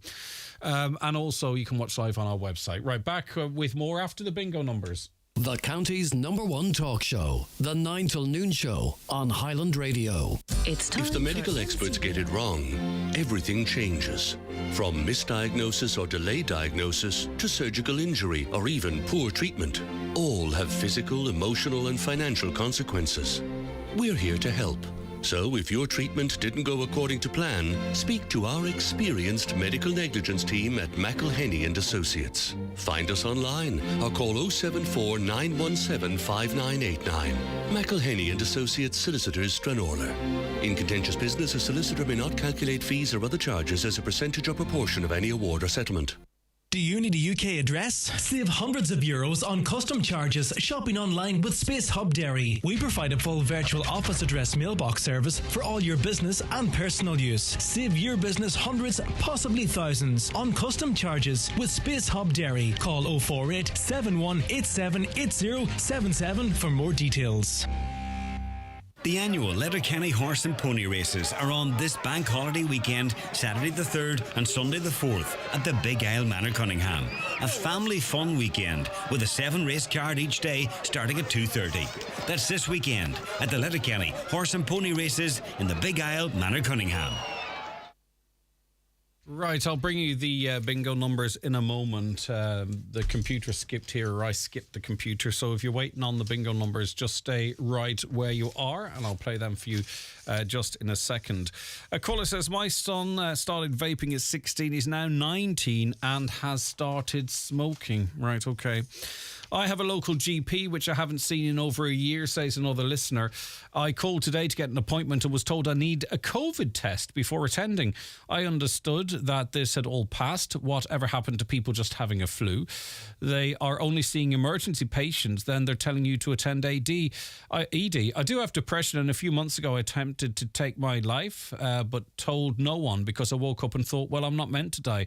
I may get on with life. Today I'm in a bad place and thought, right, I'll seek help, but because I have a headache and a cough, I'm told I have to have a COVID test. So here I am seeking help and I'm getting brushed off. But look, it's very important that you do seek help. Now, if it's not with the GP directly, speak to one of the organisations like Pieta or the Samaritans just to talk it through, right? And then maybe they might be able to get you in to see a GP or what. So just because you contacted the GP and that didn't work out, and I do hope, by the way, that you did tell the person who answered the phone the nature of the reason why you needed to see your GP, but just don't leave it at that. You've contacted us. Now contact either the Samaritans or Pieta of one of those groups and tell them the situation there. Tell them how you're feeling and talk to them about how you wanted to go and see your GP.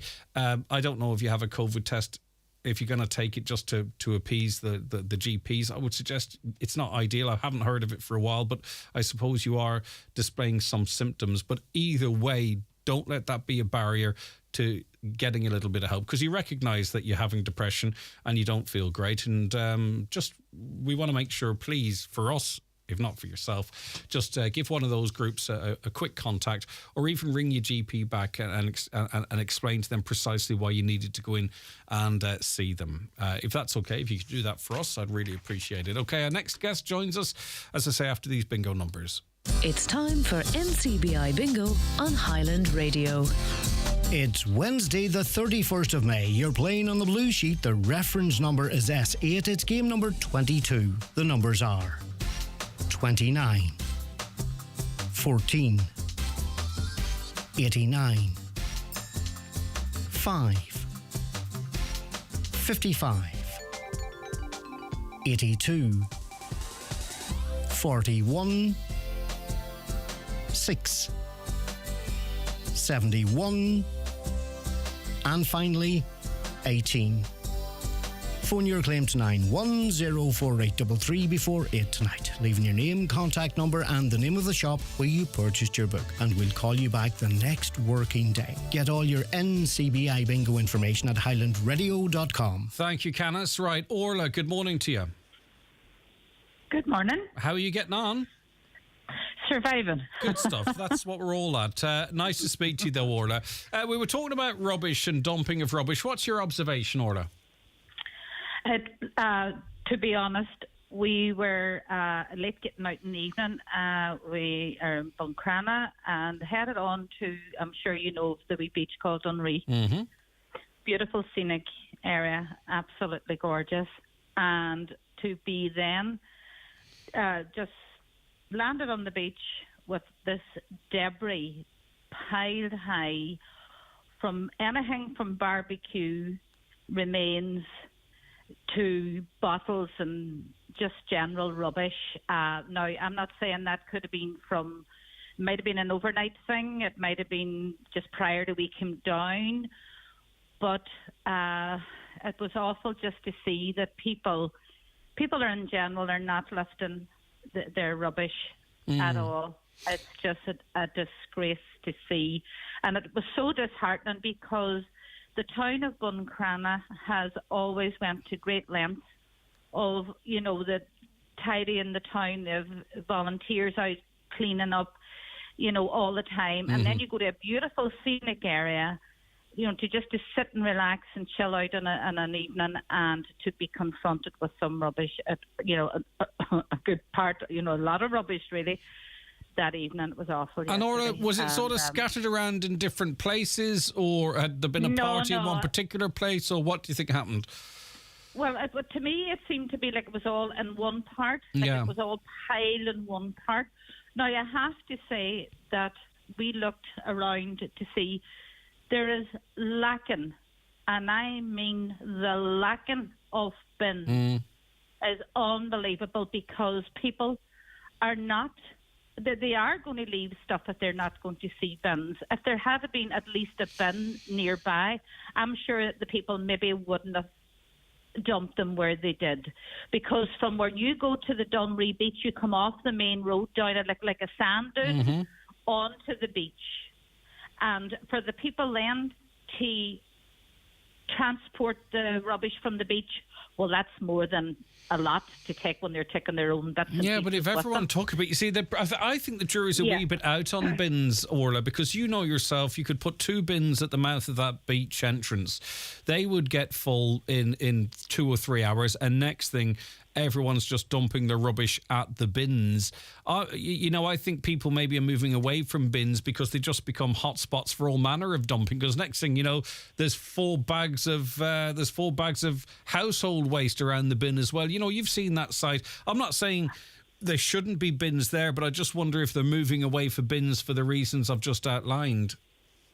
Well, when we were going into the actual dunes that takes you to the beach, there's like a wee message saying from probably local people there that probably has seen more than their fair share of rubbish being dumped. like, please take your rubbish home. Yeah. And that is only fair to say, please take your rubbish home. I mean, it's not going to take a lot to put stuff into a bag the way you put in the stuff into a bag for picnic. Yeah, for sure. Why don't you take that stuff back home? And I worry also too about, if you bring your toddler or your pet down for that matter, these barbecues. Oh, there's no poo bins. There are no poo bins. Yeah, no poo. Well, now there should be poo bins, but also no poo bins either. Yeah, but also the old hot barbecues, hot stones, bits of burning timber that could still be there. It's just really worrying. So there's no poo bins at the beach there, don't we? Okay. None. Zero. Right, okay, that's interesting. Okay, Orla. No bins. What can we do though? What do we do, Orla? I think people have to be a wee bit more responsible, yeah. But they have to be given a chance. A chance, maybe like even poo bins there beside bags, because they do it in the town. I think there should be a bins, and I think they should be collected maybe. I don't know how often they could get their rubbish collected in Dunree, So I think if they're given, bins and stuff, that the people maybe take a wee bit more responsibility. Yeah. Okay. Listen, thanks for helping us highlight that, Orla. Have a lovely day. Hope you enjoyed the beach after you got over that. But thank you very much indeed. Okay. Michelle O'Neill is Deputy Director of the Health Information and Quality Authority. And we're speaking to Michelle after HIQA published its international review of the epidemiology of long COVID. Its review was at the request of the Health Service Executive to inform its long COVID model of care. Michelle, thank you very much for holding and joining us. Good morning to you. Good morning, Greg. It's hard to put the finger or the thumb on long COVID, really, isn't it? It's one of those conditions that it's hard for someone to say how it might affect one person and then another who might have a completely different experience. Yes, you're absolutely right. Long COVID is a very complex condition. It has a wide range of symptoms. Some of these can be debilitating, but they do, as you say, vary significantly from person to person. What we found in our review, I guess, is the common symptoms were fatigue, brain fog, memory loss or confusion, a loss of sense of smell and shortness of breath. So that would be the most common presentation of long COVID that's reported out there at the moment. And it can be really debilitating for people, can't it? It can have a real impact on their lives.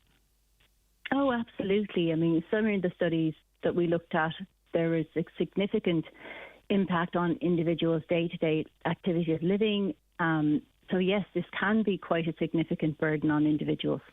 Obviously we can talk about what the HSE might do and what they might put in place, but is there any conversation as to how we get people, diagnosed at GP level, for an example? Because it sounds like you might present and there could be crossovers with other stuff, and we don't want people going to a whole load of consultants and tying up time and all that type of stuff. So at primary care level, that's where we really need to start to get the awareness and knowledge out. If it's not already there, I'm sure it is. But do you get where I'm coming from? Oh, absolutely. I mean, I think if an individual is experiencing long-lasting symptoms after they've recovered from their initial COVID infection, then absolutely the GP is the first person to go to so they can get a diagnosis, because it might be, like you said, other conditions that are going on, or it could be long COVID. So it is at that local GP level where an individual should really be their first point of call. Do we know if certain groups of people are more prone to long COVID than others? Yes, we do. That was one of the things we found in our reviews. I mean, although we did find long COVID in all age groups and all populations, older people, women, and those who ended up in hospital because of their initial COVID infection were more likely to end up with long COVID.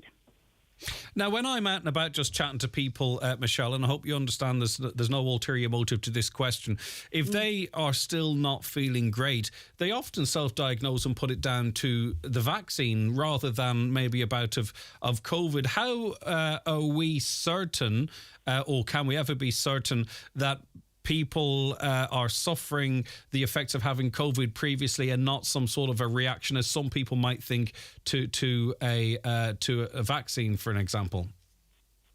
Well, I guess this study looked at, we looked at 51 studies internationally, and we looked at people who had, all who had infections with with COVID initially. So a lot of these individuals in these studies would have begun before vaccines were widely available. So we obviously saw experiences of long COVID before vaccine was introduced. So we do know that this isn't directly related to vaccine. It existed before vaccines were in place. If you remember, COVID was with us, unfortunately, quite a while before we got with vaccines, and even though they did come in quite quickly. So we can be certain that this is something that existed before the vaccines became available and widely used. And we talk of long COVID, but is there any evidence in these studies as to how long it lasts? Do the effects of long COVID fade without medical intervention, or has enough time passed for us to know that, I wonder? Enough time hasn't yet passed. Now, we did look at studies that go up to 2 years post that initial infection, and we did see that for some people, yes, their symptoms do resolve, but for some people, they do continue on. So we are getting a sense that this can be a long-lasting condition. And also, there was an analysis of the pressure this puts on the health service, because quite a large percentage, looking at the figures here, do report or have long COVID in the general population. Yes, I mean, there's a lot of uncertainty as how many people have long COVID out there, but certainly the rates we saw in the studies we looked at varied from 15% to almost 50% reporting some symptoms of long COVID.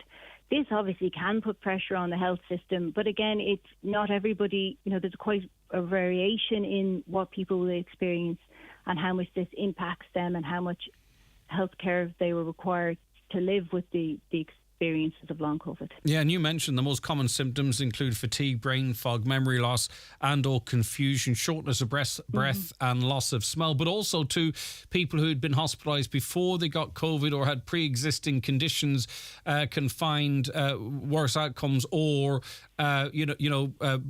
conditions they already had worsening.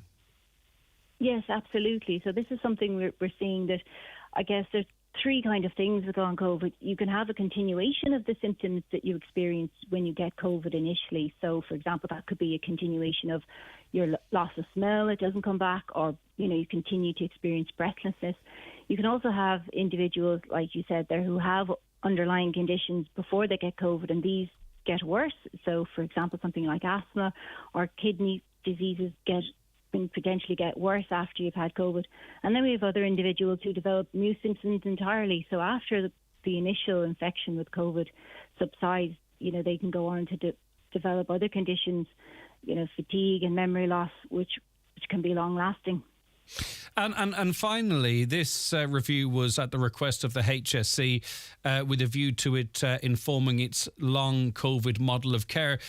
Did this make any recommendations in that regard, or was the information presented for the HSE to do with what it will? I think one of the things we found is that, long COVID is a complex condition which affects multi-organs and multi-different specialities will need to be involved in the care for people with long COVID. So that was probably one of our key findings for the HSE, is that multidisciplinary clinics are probably required to adequately meet the needs of those who are experiencing long COVID. Michelle, thanks for your time this morning. I appreciate it. Michelle O'Neill, Deputy Director of the Health Information and Quality Authority. Good morning, Greg. The McOntier family from Navan got chosen to live in One Arran Island for a year and enjoyed the change of life so much they're going to stay there. It'd be good if you got an interview with them on Highland Radio. Thanks, Danny. Yeah, sure. I'm sure it's probably in the offing. I can see if you're dependent on the type that you are, that you could see that as a nice way to live your life. I couldn't do it because of work and other things, but yeah, we can see where the attraction comes from. Right, okay, we're going to be talking now about the findings of the census for Donegal. Deirdre Lynch is a senior statistician in the census division. Good morning to you, Deirdre. How are you keeping? Oops, you're muted or I can't hear you. I don't know what's going on. Should we try that one more time just to see if we're connected to audio? No. I will kick you out unceremoniously and bring you back in if you don't mind just holding with us there, Deirdre. OK, we'll get that sorted in a second. Any questions or comments on the census? 086 60 25,000, by the way, or you can give Caroline a call. She's waiting for your calls on 074 91 25,000. Some people on here complain about giving children vape and it not being tested or have any long-term effects. Are the same ones who got their children jabbed with not a question asked. Not really quite sure, but anyway. What if Gardaí had an ability to find on the spot for littering? We'd love to see. I mean, I don't like laws and too many of them, sorry. Do you know what I mean? Big Brother, all in your stuff. I'm not a big fan of that, but we're getting to the point now in terms of dog littering and in terms of waste littering that the softly, nicely approach doesn't seem to be working.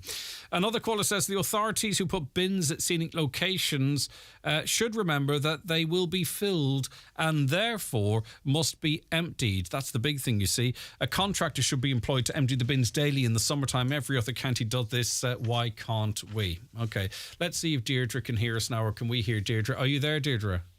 Hi, yeah, I'm here. Hopefully you can hear me. I can, loud and clear. How are you keeping?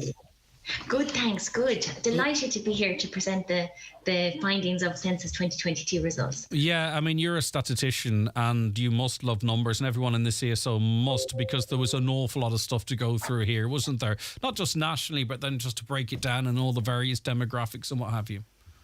Absolutely. So Census Night was the 3rd of April last year. So we were a year compiling the forms, scanning them, process them and analysing them. So there's a multitude of questions and analysis to be done. And I suppose what I can take you through today is the summary findings. Today is the first publication. Yesterday was the first publication. We have detailed analysis on a number of variables, and we will have results being published throughout the year until December. So lots of information to come. Right, Donegal's population grew by 5% from around about 7,892 to 167,084. That's between 2016 and April 2022, but it was one of the lowest increases that we saw, Deirdre. Yeah, so when we look at the state, we see the population is 5.15 million, which is an increase of 8%. Donegal has increased about 7,900 persons, which is a 5% increase. But what's really positive about this is that every county has experienced an increase in the population, which does differ to that of 2016, where both Mayo and Donegal actually had a population decrease. What I can say as well is the 5% increase in Donegal is similarly to what's experienced in other counties like Kilkenny and Tipperary. But what's really positive as well is that the Donegal population is actually the highest it was in 96 years. So in 1926, it was around 152,000. So all in all, it's actually really positive news for Donegal. And people are living longer, which is great. We're seeing an increase in people that are living to 85. Absolutely. So we're seeing the average age has increased. So in 2016, it was 37 years of age, and now it's actually increased to 39. So we have an aging population. When we look at the proportion of the population and the specific age groups, we see that 0 to 10-year-olds are down 10%, 25 to 39-year-olds are down 4%, but then those 85-year-olds and above are up 25%. So it is very clear, and it has been the trend for the last number of census periods, that the population is getting older and there's more people in the older age categories than the younger. But we must be having less babies. So what I can say is we do look at what's driving the population growth in the country, and that's ultimately the natural increase, so the difference between births and deaths, and then migration. So in 2022, there was less of an impact from the natural increase. So it was driven more by migration, so people moving into Ireland and around. And what I can say from that is really interesting. Dual citizenship, which is where people have Irish and another combination of a citizenship, for example, Irish UK or Irish American, these have increased by 63%, which is really interesting. And the top categories of them is Irish UK, Irish American, Irish Polish, and lastly Irish Australian. So they're kind of the top categories. So we are growing older and we are growing more diverse. In terms of emigration you talked of, do you have anything in front of you there that indicates the level of emigration in Donegal 2016 to 2022? So unfortunately, while we did capture information on where these people were a year ago or when they settled in Ireland, we haven't got that information to hand yet. That will be published at the end of next month. So that's our June publication. But I do have figures specific to dual Irish persons in Donegal. So what I can say on that is that there's actually been 79% increase in Donegal. So in 2016, there were 2,400 persons that stated they had dual citizenship. This rose by nearly 2,000 up to 4,000, over 4,300. So really interesting stuff there as well. So that's actually above what we've seen at the state. The state's seen a 63% increase on average, whereas Donegal is actually experiencing near 80%. Now since the census night, the population has increased significantly in Donegal because of the war in Ukraine and other factors as well.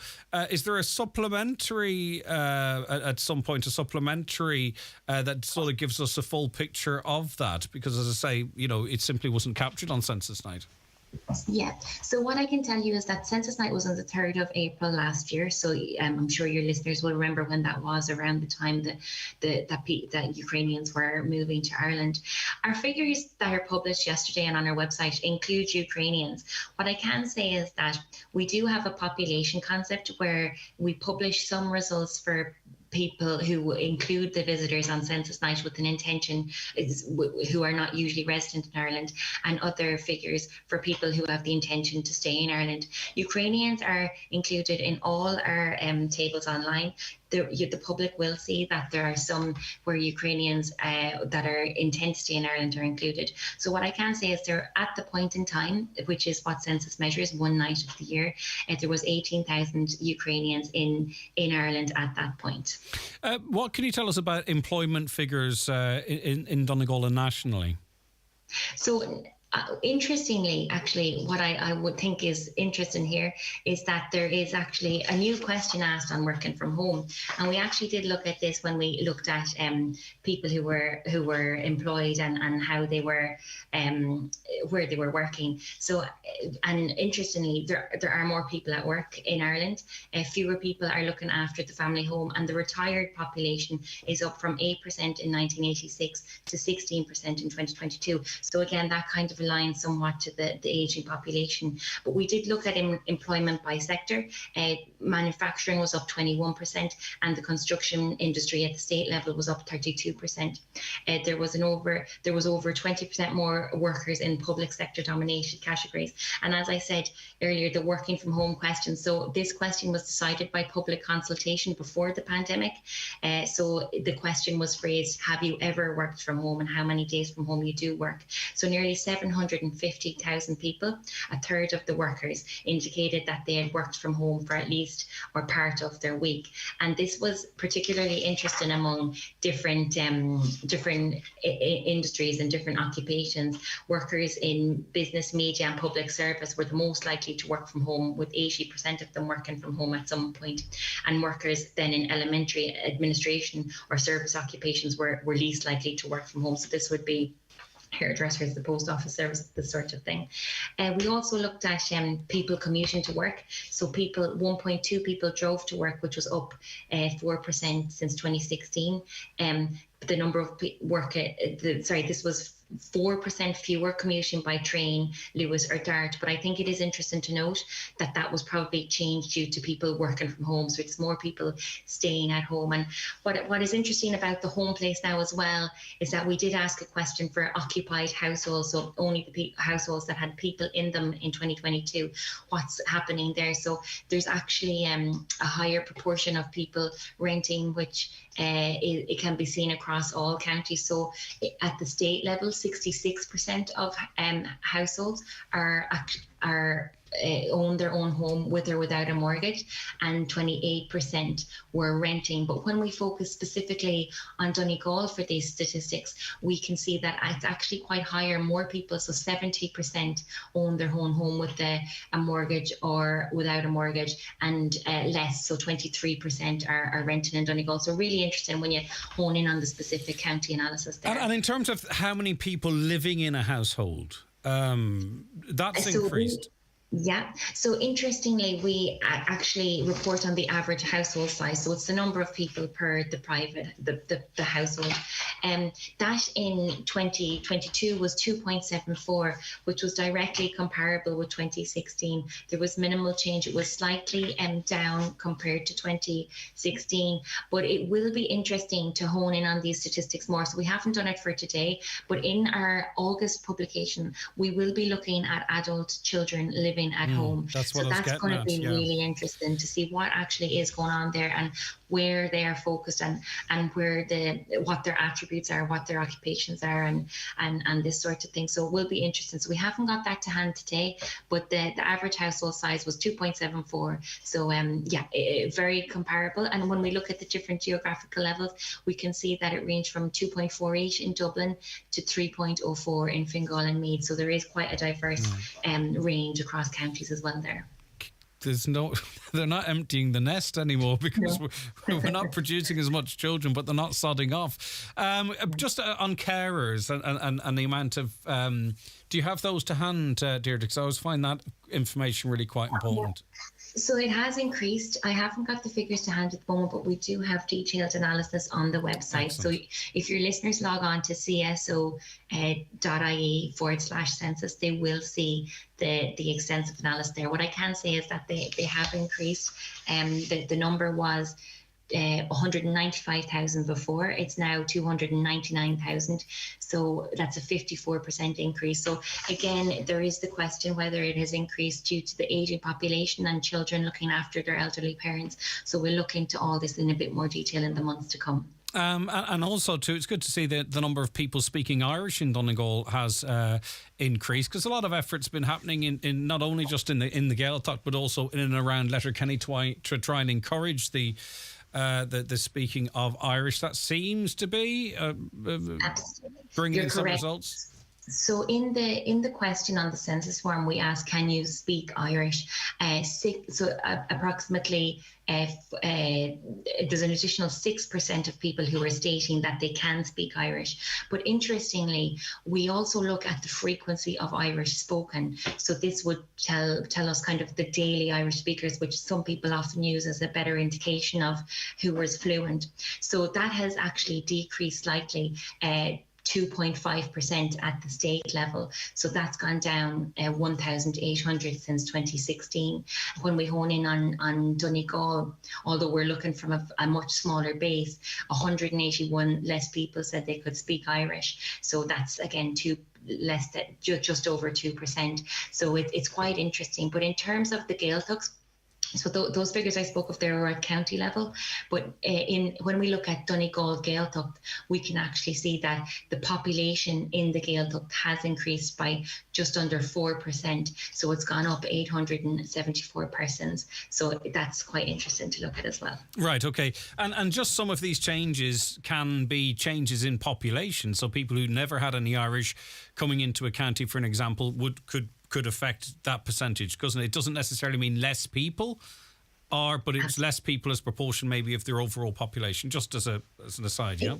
Yeah, as a side, I suppose, in terms of the population growth, so the base number, when we speak of percentages in terms of a 6% increase, the larger the baseline, so the previous population there, the less significant the percentage would be. So the more people in a county, because that brings me back to the earlier point when you had said that Donegal increased at a lower rate than other counties. While that is true, is some other counties, like just say, for example, Kilkenny, Donegal experienced a growth of 7,800 persons, whereas Donegal experienced 4,900. Yes. So and just say Cavan, 5,500. And 3 people could move to Leitrim, and that would increase it by 10%. Exactly. So it's all relative and in proportion. So it is important to look, I suppose, at the figures and the percentages, which indicate the rates. And very, very lastly, anything on vacant property levels in Donegal, or does that come up in a later? That information. So that will be our July publication. Brilliant, okay. We've only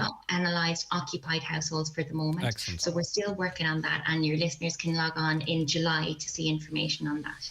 All right. Thank you so much for your time, Deirdre. Really appreciate it. Have a lovely day. Take care of yourself. That's Deirdre Lynch, Senior Statistician in the Census Division. Just on that Irish figure, the number of people aged 3 and over who said that they could speak Irish in Donegal was 59,130.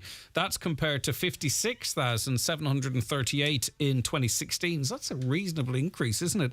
Within this figure, 7,750 said they spoke Irish daily, while 4,533 spoke Irish weekly. And just a couple of other things here. There's far more women than men in Donegal. 84,289 of you are women. 82,795 were male. So that means effectively there's 98 fellas for every 100 women. So, as I say, more stats coming out, don't you know, as they release them. Okay, let us take a break as we line up our next guests. We'll be back with you shortly. Watch the show live now on YouTube, Facebook, and at highlandradio.com.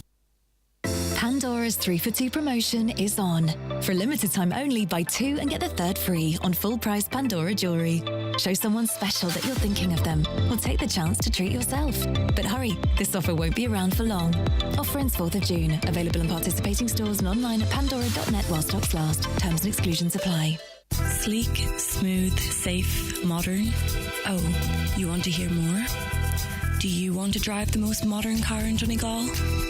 There's a reason why it's our county's favourite car. The brand new diesel Kia Sportage, the multi-award-winning SUV, is available at iMotors now. Our team will take care of all of your needs. Visit imotors.ie or call in to us today, because how you feel when you drive is important to us. Are you looking to make a difference in your community? Your local daycare centre needs committee volunteers like you. Whether you have skills in administration, IT, finance or marketing, you can make a huge difference in the lives of the elderly in our community. Be part of your community's story. Contact DLDC on 074 91 27056 to find out how you can help. This project is co-funded by the Government of Ireland and the European Union.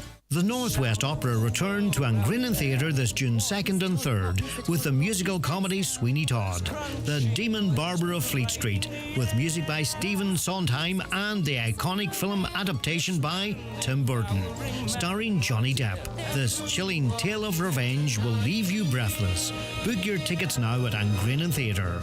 Don't miss Sweeney Todd at Angrinan Theatre, June 2nd and 3rd. After last week's brilliant win at Treaty United, Finn Harps are back in action with 2 fixtures over the bank holiday weekend. The Ballabafay Blues host Kerry on Friday night at Finn Park and then face Galway United away on bank holiday Monday. Tune into Highland for coverage for both games. Finn Harps on Highland in association with B&S Credit Union Ballabafay, where they have that perfect holiday loan for you. Don't delay, get your holiday loan today. Visit bnscu.ie or call free phone 1800 290 390. B&S Credit Union Limited is regulated by the Central Bank of Ireland. In studio with me now is Kilmacrennan's Vicky McGill. Hi, Vicky. Hi, how are you? Great to have you in with us, and we're joined also by your dad, Michael. Hi, Michael. Good morning, Greg. Good to see you too as well. Right, Vicky, congratulations on being part of the All-Ireland Ladies Basketball team. You're heading to Berlin for the World Special Olympics competition in June. How exciting is it? I can't wait. I'm so excited. Yeah? Yeah. It's a great achievement because my daddy ourselves opened it in 1998. Yes. And it's very brilliant. Like, I'm happy to be here, and my family for running it and getting it involved, me in the club. If I didn't get the club running, I would have nothing to do. Yeah. So it's a good experience for a lot of people that had disabilities and people that had nothing else to do during the weekends, and it was great fun. You've been part of the Northwest Special Olympics team now since 1998, isn't it? So you're a veteran of the Special Olympics team. Yeah. Okay. And talk to me about the basketball team. It's from all over the country, is it? Yeah. And do you play in a particular position, or how does that work? I don't know nothing about basketball, so you're going to have to help me here. I play defence, and sometimes I do side court and then middle court as well. So you have to be around the place, don't you? It's not like football. Most sports now, you kind of have to be able to. Yeah. And how important is this? Your first big competition? Sorry. Yes, this is my very big first competition. Yeah. So how excited are you? So excited! Can't wait. And it runs from the 12th to the 24th of June in Berlin. What kind of preparation have you been going through to get ready? I've been going to Dublin to train every once a month and with the coaches. So it's good to get up and train. It's hard too because you have to be strict on food and you can't eat like bad stuff. So you have to be good and go to bed early and get up early and train hard. You have to be dedicated to it, don't you? Because it's elite level. Yeah. Because you're going to be playing against the best, and you have to be. Do you know how many games you'll be playing as part of it? It's is there groups initially, Vicky? I say I do training first, grading, see how I get on first, and then I could be playing 2 or 3 matches there when I get out there.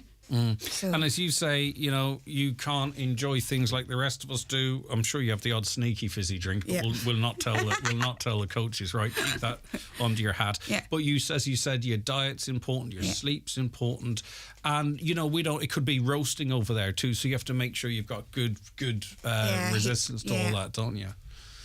All right, it's very exciting, isn't it? I know, I can't wait. All right, okay. So when do you actually travel out? I travel out on the 12th. Right, June. okay. And you live in Berlin, effectively, for a couple of weeks. Yeah, for 2 weeks, yeah. Excellent stuff, okay.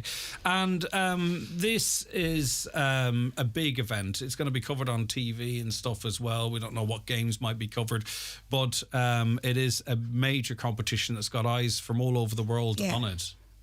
Not trying to make you nervous or anything, but I don't. No, it's grand. Like it's going to be all over. You have any nerves, do you? No, you're loving it. Okay, Dad, you would see firsthand. Michael, you'd see the firsthand the dedication Vicky's putting into this. Vicky's worked very hard. Like her own club, the Northwest Special Olympics Club.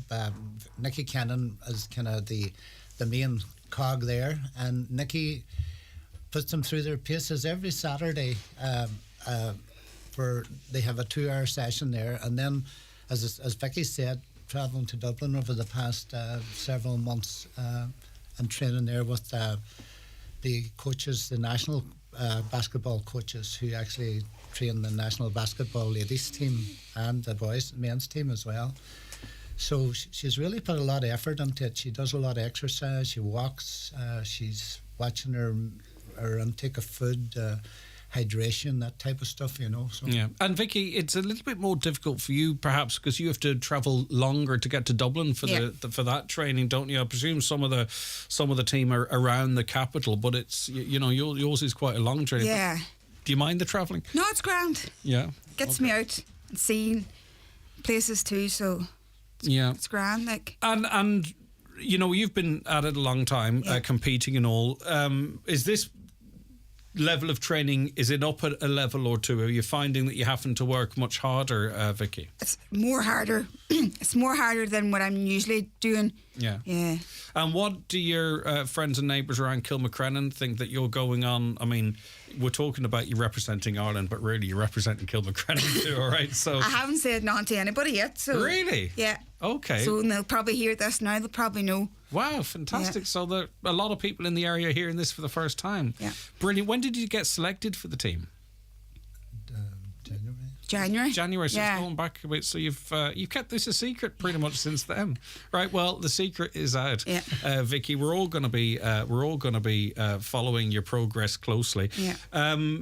Michael, how many athletes and competitors from this region are travelling? Vicky is the only athlete from Donegal female athlete on the basketball team. She's also the only female athlete from Ulster. Most of the players are from Leinster and Munster. I think there's one from Connacht, but Vicky also plays for Ulster. You see, the Ulster provincial team against in the provinces. Yeah. And she's been to Dublin for the national games and Limerick for the national games. Brilliant. Okay. So they're competing at a fairly high level. Yeah. There's over 4,000 athletes coming to Berlin. There's 120 countries represented. There's 120 countries represented Yeah. there, and 4,000 athletes. Then plus their entourage, trainers, coaches, physios, doctors. Yeah. So as you know, it was actually Vicky met Tim Kennedy Shriver, who is actually the chairman of the World Special Olympics. His mum, Eunice Kennedy Shriver, who was John F. Kennedy's, the president of America's sister. It was her actually founded the Special Olympics, in Ireland, in the world. Yeah, but they've gone on from strength to And it's strength. gone on, and he was over here with Joe Biden just when he was here recently in Ireland, and actually Vicky met him in Dungiven, in the club down there, the Special Olympics club down there, and got her photo with him, and a gentleman, a lovely man. And in terms of, to send teams out there, it costs a lot of money too, doesn't it? Yeah. A lot of sponsorship, big sponsorship from Centra, sponsoring their clothing and their gear. And then Aer Lingus have a big input in it. But there were several companies around here, like we done the polar plunges, Vicky was there doing presentations. There was the Did you go in, Marines. Michael? I didn't. I can't swim, believe it or not. That's no excuse. You don't have to jump in over your head. Hold on a second. You walk it up to your waist, Michael. Dip your head out. I have. No, he still wouldn't do it. He still wouldn't do it. But Optum here, local groups, a couple of local companies here have also done Done brilliant stuff. Okay, listen, it's been lovely having you in. Thank you very much. Vicky, the very best luck. Thank We're you going to very be much. following you, and I don't think you're going to be fit to walk through Kelmacrenna now without someone looking from a selfie for you or whatever it might be. Representing your village, of course, your county and your country. It's a remarkable achievement. There's so few of us could ever say that we've ever done or will be able to do, and you can count yourself amongst a small group of people that can don the jersey for Ireland, and we're so proud of you, and we wish you all the success, and you're flying the flag for Ulster and Donegal and Kilmacrenna and wherever you want to fly it. And well done to you, Michael, as well. Thanks, Greg. We all need our support structures to get us to and from. So it's great to hear. All right, both of you, thank you so very much indeed for calling in, and we'll be tracking your progress really, really closely. Thank you Thanks, very much. Greg. Thank you. Okay, we're going to take a break. We're going to go to the news a couple of minutes late, if you don't mind. Just wanted to have a quick chat there with Vicky and Michael, but we'll be back with the news in a couple of minutes. Tired of unwanted hair? L'Amour Beauty Skin and Laser Clinic, Shore Road, Ramelton is offering an exclusive June special. Free laser hair removal consultation, and when you buy 2 areas, you get a 3rd area for free. For more specials, visit L'Amour Beauty Skin and Laser Clinic on Facebook. With the summer here, it's time to think about freshening up the paintwork on the outside of our homes. But the important thing isn't just the colours we choose, it's the paint. Fleetwood Weatherclad Masonry Paint uses the highest quality ingredients for a richer colour and a long-lasting finish that helps protect the walls of your home. And it's Irish made, designed to work with the ever-changing Irish light. Would one range of paints transform your home? Fleetwood would. Naturally. Hi, Paddy here at Shane Conley Cars in Donegal Town. Are you looking to upgrade your car? With Shane Conley Cars, you'll find makes and models for every budget. Great finance options, and we also accept trade-ins. Check out ShaneConleyCars.com or call in to us at Shane Conley Cars from Lonahur Road, Donegal Town. With a high digital online skills course, you'll feel a real difference. I can listen to all the music I like. The bus app that's coming out, it's brilliant. Anything you want to know, it's at their fingertips. They're small things, but they mean something. Learn essential online skills with simple, accessible lessons at highdigital.ie or free phone 1800 20 30 30. Brought to you by Vodafone Ireland Foundation and Alone. Vodafone. Together we can. Disney's The Lion King in Dublin. More to be seen than has ever been seen. Join Highland Radio on our trip on Thursday, 26th of October 2023 to see the award-winning Lion King the musical. Brought to you by Disney Theatrical Productions. Your trip includes luxury transfers, overnight stay at the 4-star City North Hotel Dublin on a bed and breakfast basis, and your ticket to the show. All this for just €219 per person sharing. Call 074 91 25,000 to book. A non-refundable deposit of €100 per person will hold your place. Single supplement applies. To see Disney's The Lion King in Dublin.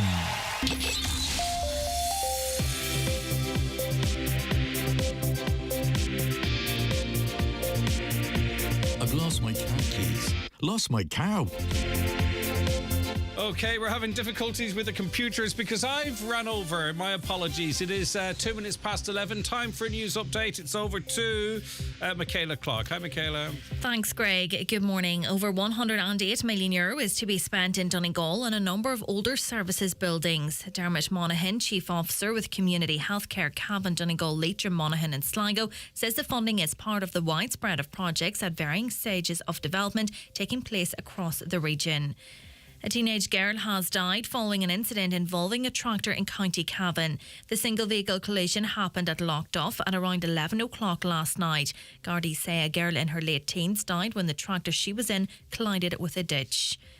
Stephen Montgomery is to be laid to rest on Friday. The 43-year-old from Dunfanaghy died following an explosion in Brinlack on Monday. Investigations into his death are ongoing. The implementation of the revised effective concrete block scheme has been delayed yet again. It was previously expected that the scheme would be published this week, but that's now been pushed back until June the 14th.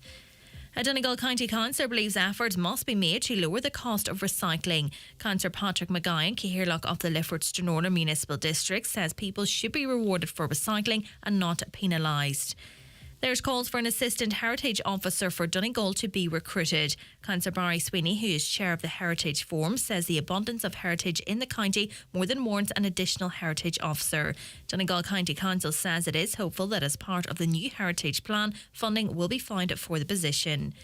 And biodiversity projects in Donegal are to benefit from over €80,000. Funding from the local Biodiversity Action Fund has been allocated to 5 projects in the county. Those are the latest headlines. We'll be back with an update again at 12 noon. Okay, Michaela, thank you very much indeed for that.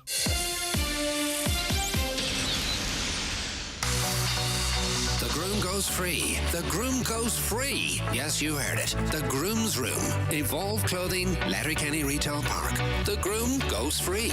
Call in today. Terms and conditions apply. Summer sale now on in Milford Tiles. 20% off wall and floor tiles. 15% off all bathware. 10% off all wood flooring. Fitters and delivery service available. Call Milford Tiles on 083 0910 707. Oakfest, the family-friendly music festival, is back for 2 days, September the 9th and 10th at Oakfield Park. On Saturday, join the legendary Susie Quattro. The lineup also includes the Bay City Rollers, the Davy K Project, the Wailing Banshees, and local favourites Shearbuzz. Then on Sunday, there's Boys Life with Keith Duffy and Brian McFadden, Lisa McHugh, Honor, Rory on the Island, and more. Oakfest, Saturday the 9th and Sunday the 10th of September at Oakfield Park, Rafo. Tickets now on sale at oakfieldpark.com. Mr. Blue Sky, tell us what. The Lotto jackpot is an estimated €10 million. Play responsibly in store, in app, or at lottery.ie. The National Lottery. It could be you. Electric picnic tickets are sold out. Or are they? Every week in Aldi, be in with a chance to win your weekly shop and electric picnic tickets. Just spend €25 or more in Aldi. Take a photo of your receipt and upload it to aldi.ie/electric picnic. Imagine one moment you're strolling through Aldi, the next you're singing your heart out. So pitch up in Aldi to win big. Aldi, every day amazing. 18 plus only. Ends August 20th. Excludes alcohol. Prices and full T's and C's at aldi.ie/electric picnic. Now, a new study into familicide and domestic homicides has recommended that a national database should be established for reporting on violent family deaths. Familicide is classified as a multiple victim homicide incident in which the killer's partner or ex-partner and one or more children are slain. The review, chaired by Solicitor Maura Butler, was asked to recommend how relatives affected by these harrowing crimes could be better supported, and also advises on appropriate protocols and guidelines for state services. So this is a big report, and we're really at this point just giving initial reactions to it. And with that in mind, I'm delighted that Dr. Marie Hainsworth, manager of the Donegal Domestic Violence Service, has accepted our invite just to give an initial reaction. Thank you very much, Marie, for joining us. Thank you, Greg, for having me on. Yeah. So what's your immediate takeaway from your readings of this report so far?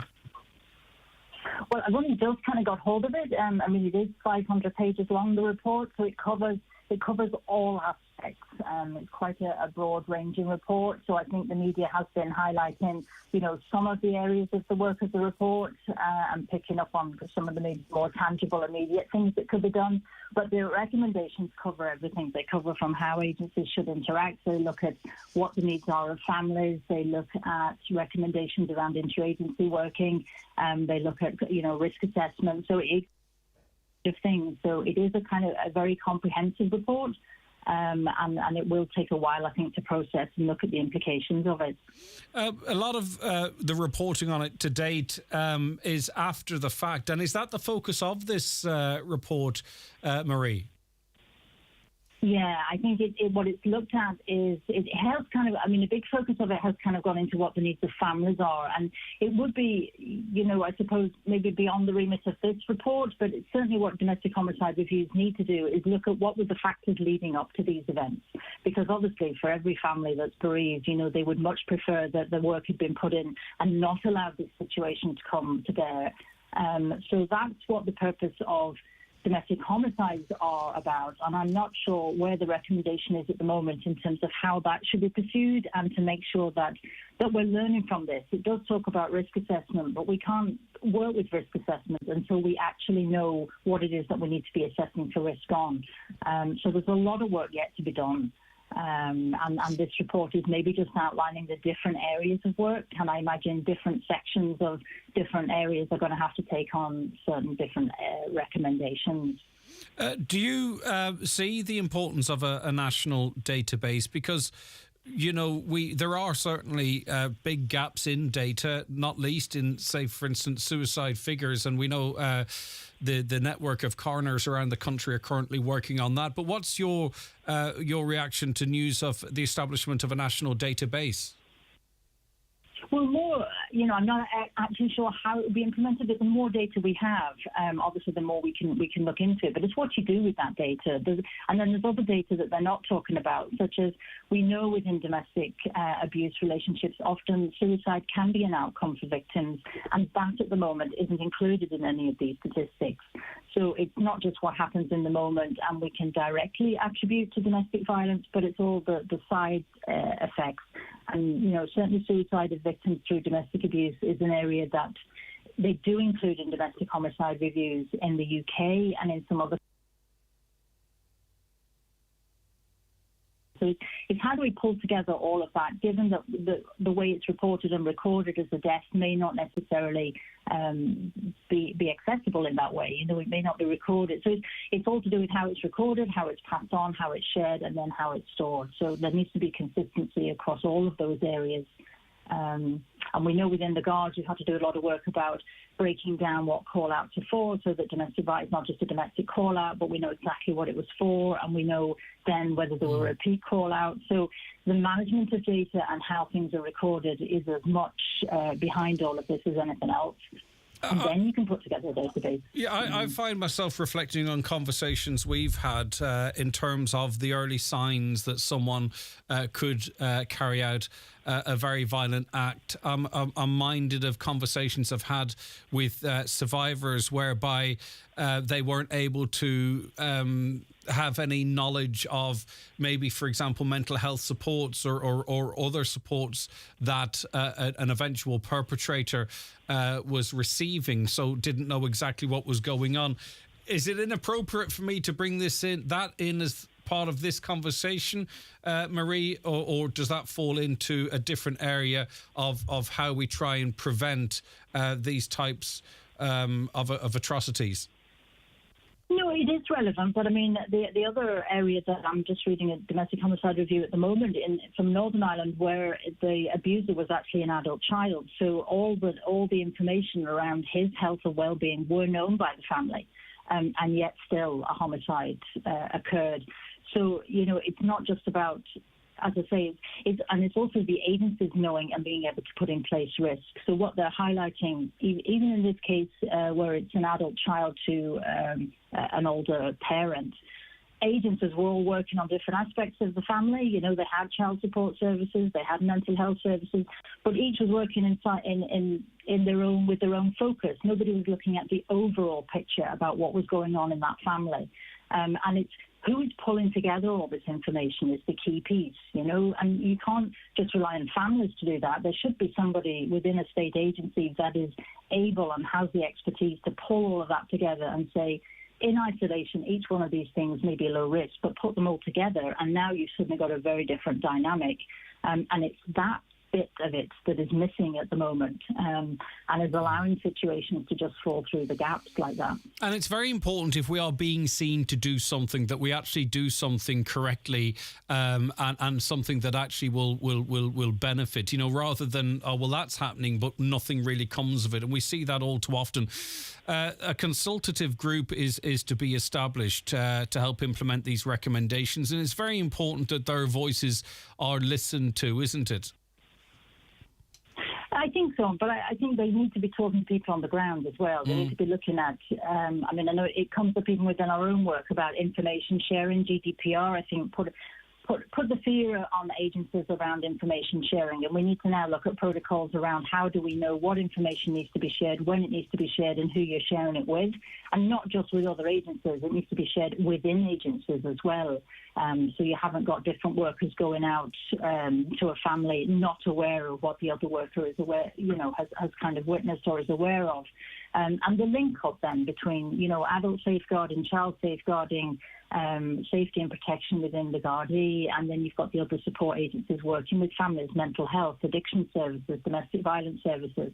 There are numerous agencies and partners, and the complexity of cases now means that those agencies need to sit together and look at how we can not just work together, but how we can understand risk within our own topic area, and then how it links into other people's.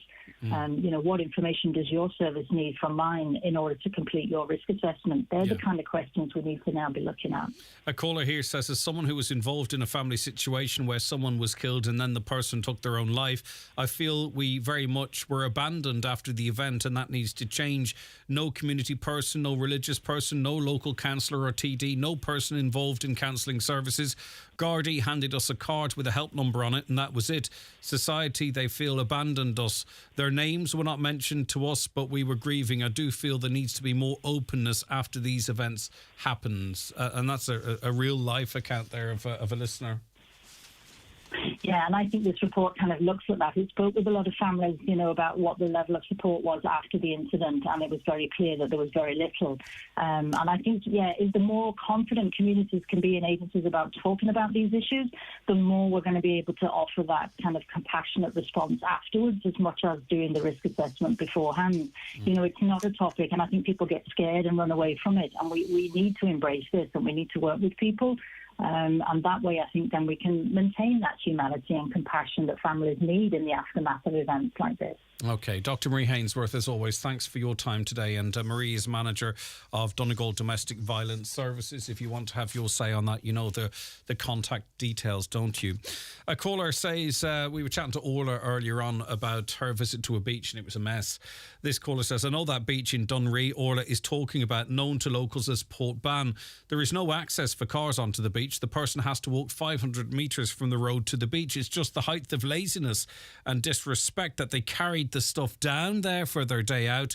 They should carry it back up again. Plain and simple. Having no bin on a beach is no excuse for throwing rubbish at their backsides, indeed. And I just feel that if you're the type of person inclined to leave it there, are you going to take it as far as a bin? And if that bin is full, are you going to say, oh, right, we better take it home, or you're just going to dump it at your backside at the bin? Re-dumping, a caller says it's unfair to have assumed that the perpetrators were from Derry just because they had a Northern registered vehicle.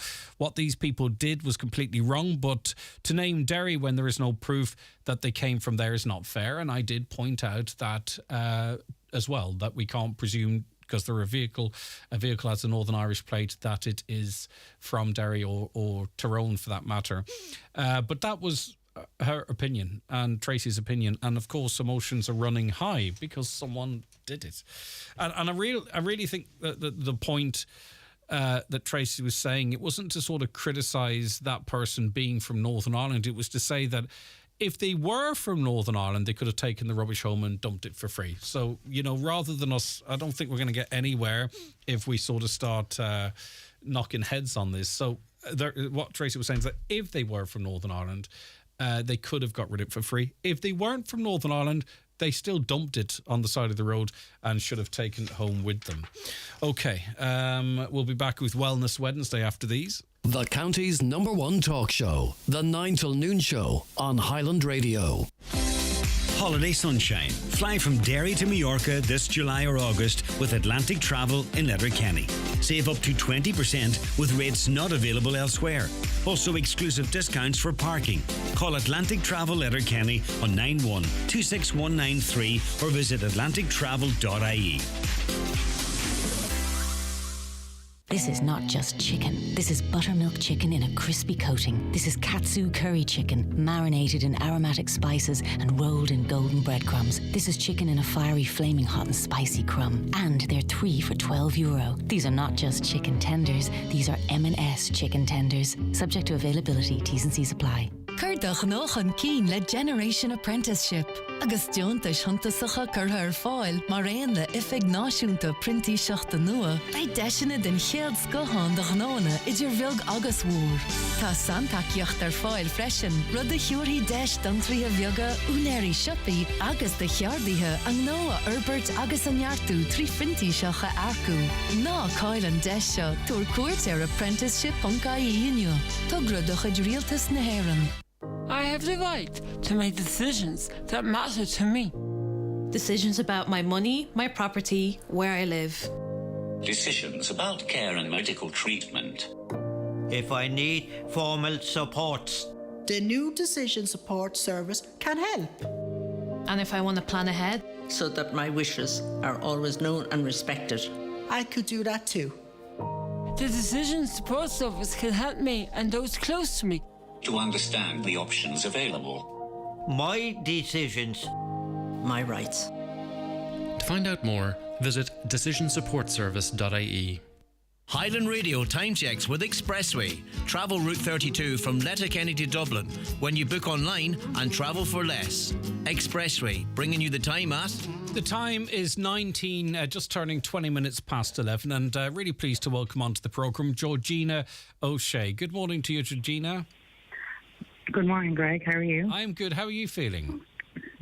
I'm good, thank you. Very good. And congratulations on the birth of your beautiful baby girl, Riley. How is Riley? She's doing fantastic. She's thriving, which is great. Just trying to get used to, I suppose, the night feeds and the sleepless nights. But other than that, she's fantastic. I was asking how's Riley. I should ask how's Mum, really, Georgina. How old's Riley now? She's 2 weeks old today. Oh, wow. So just brand new. She is. Yeah, okay, that's lovely. Now, you shared your miracle, really, Riley, is to you, I'm sure, Georgina, because it was a long, hard road to this point for you and your partner. Oh, it was. It was very tough, very hard. But a little miracle came, I suppose, and she's here now with us. So it was, I suppose, worth it in the long run when you hold her in your arms. And Georgina, Riley's your second child, is that correct? Yeah, so I gave birth to my son in 2004. So Leon is turning 19 next month. I was a teenage mom. So when I gave birth to Leon, everything was quite straightforward. The labour was straightforward. There was no complications. So there was never any indication, I suppose, that things could go wrong for us. And then subsequently, after we had Leon, he was about 2.5 when we had our first miscarriage. We went to the doctors. They just told us, it happens to most women in their lifetime. They experience a minimum of one miscarriage, and that my age was in my favour, so not to worry. And within the next 2 years, we had another 2 miscarriages. Again, we went to the doctor with concerns, and they were just played on deaf ears, I suppose, because of our age. So we moved to Cork about a year after, and again, we fell pregnant. And I was sitting in the doctor's surgery, and the doctor did the pregnancy test, and it came back positive. And she had said to me, congratulations. And I just looked at the doctor and started crying, and I just said to her, even commiserations. I've had 3 miscarriages. This is going to be the same. She was the first doctor ever to listen to us and take our concerns seriously, I suppose. So she put us in contact with Professor Keelan O'Donoghue in the CUMH. And Keelan straight away brought us in. She done all the checks and tests on both Ken and I. Everything came back perfect.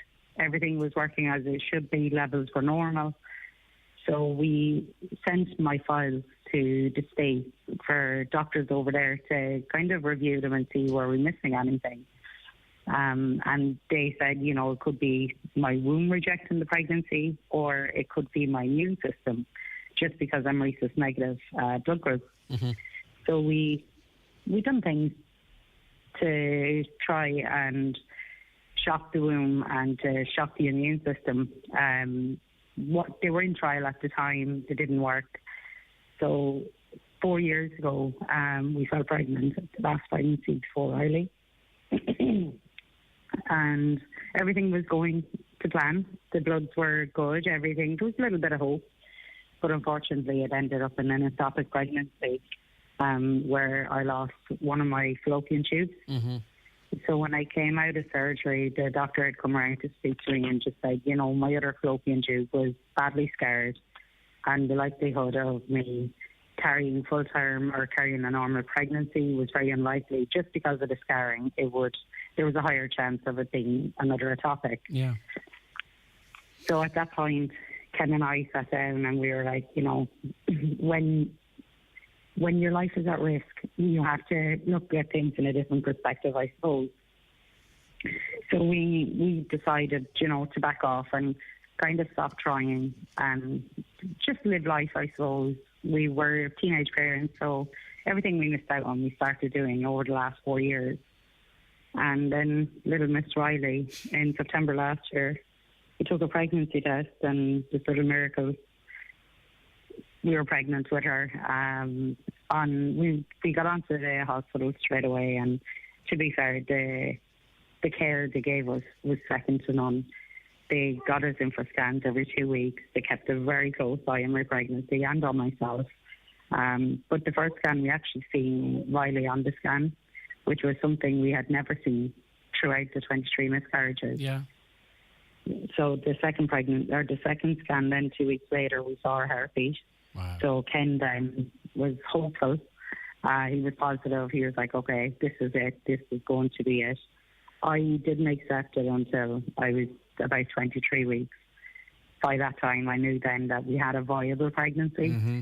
So if I gave birth any time after, I knew there was a chance of survival. 30 weeks then came, and that's where it got very tough mentally. I was so close, but yet so far. Yeah. So the fear of losing her at that point was very real. But look, we got through it.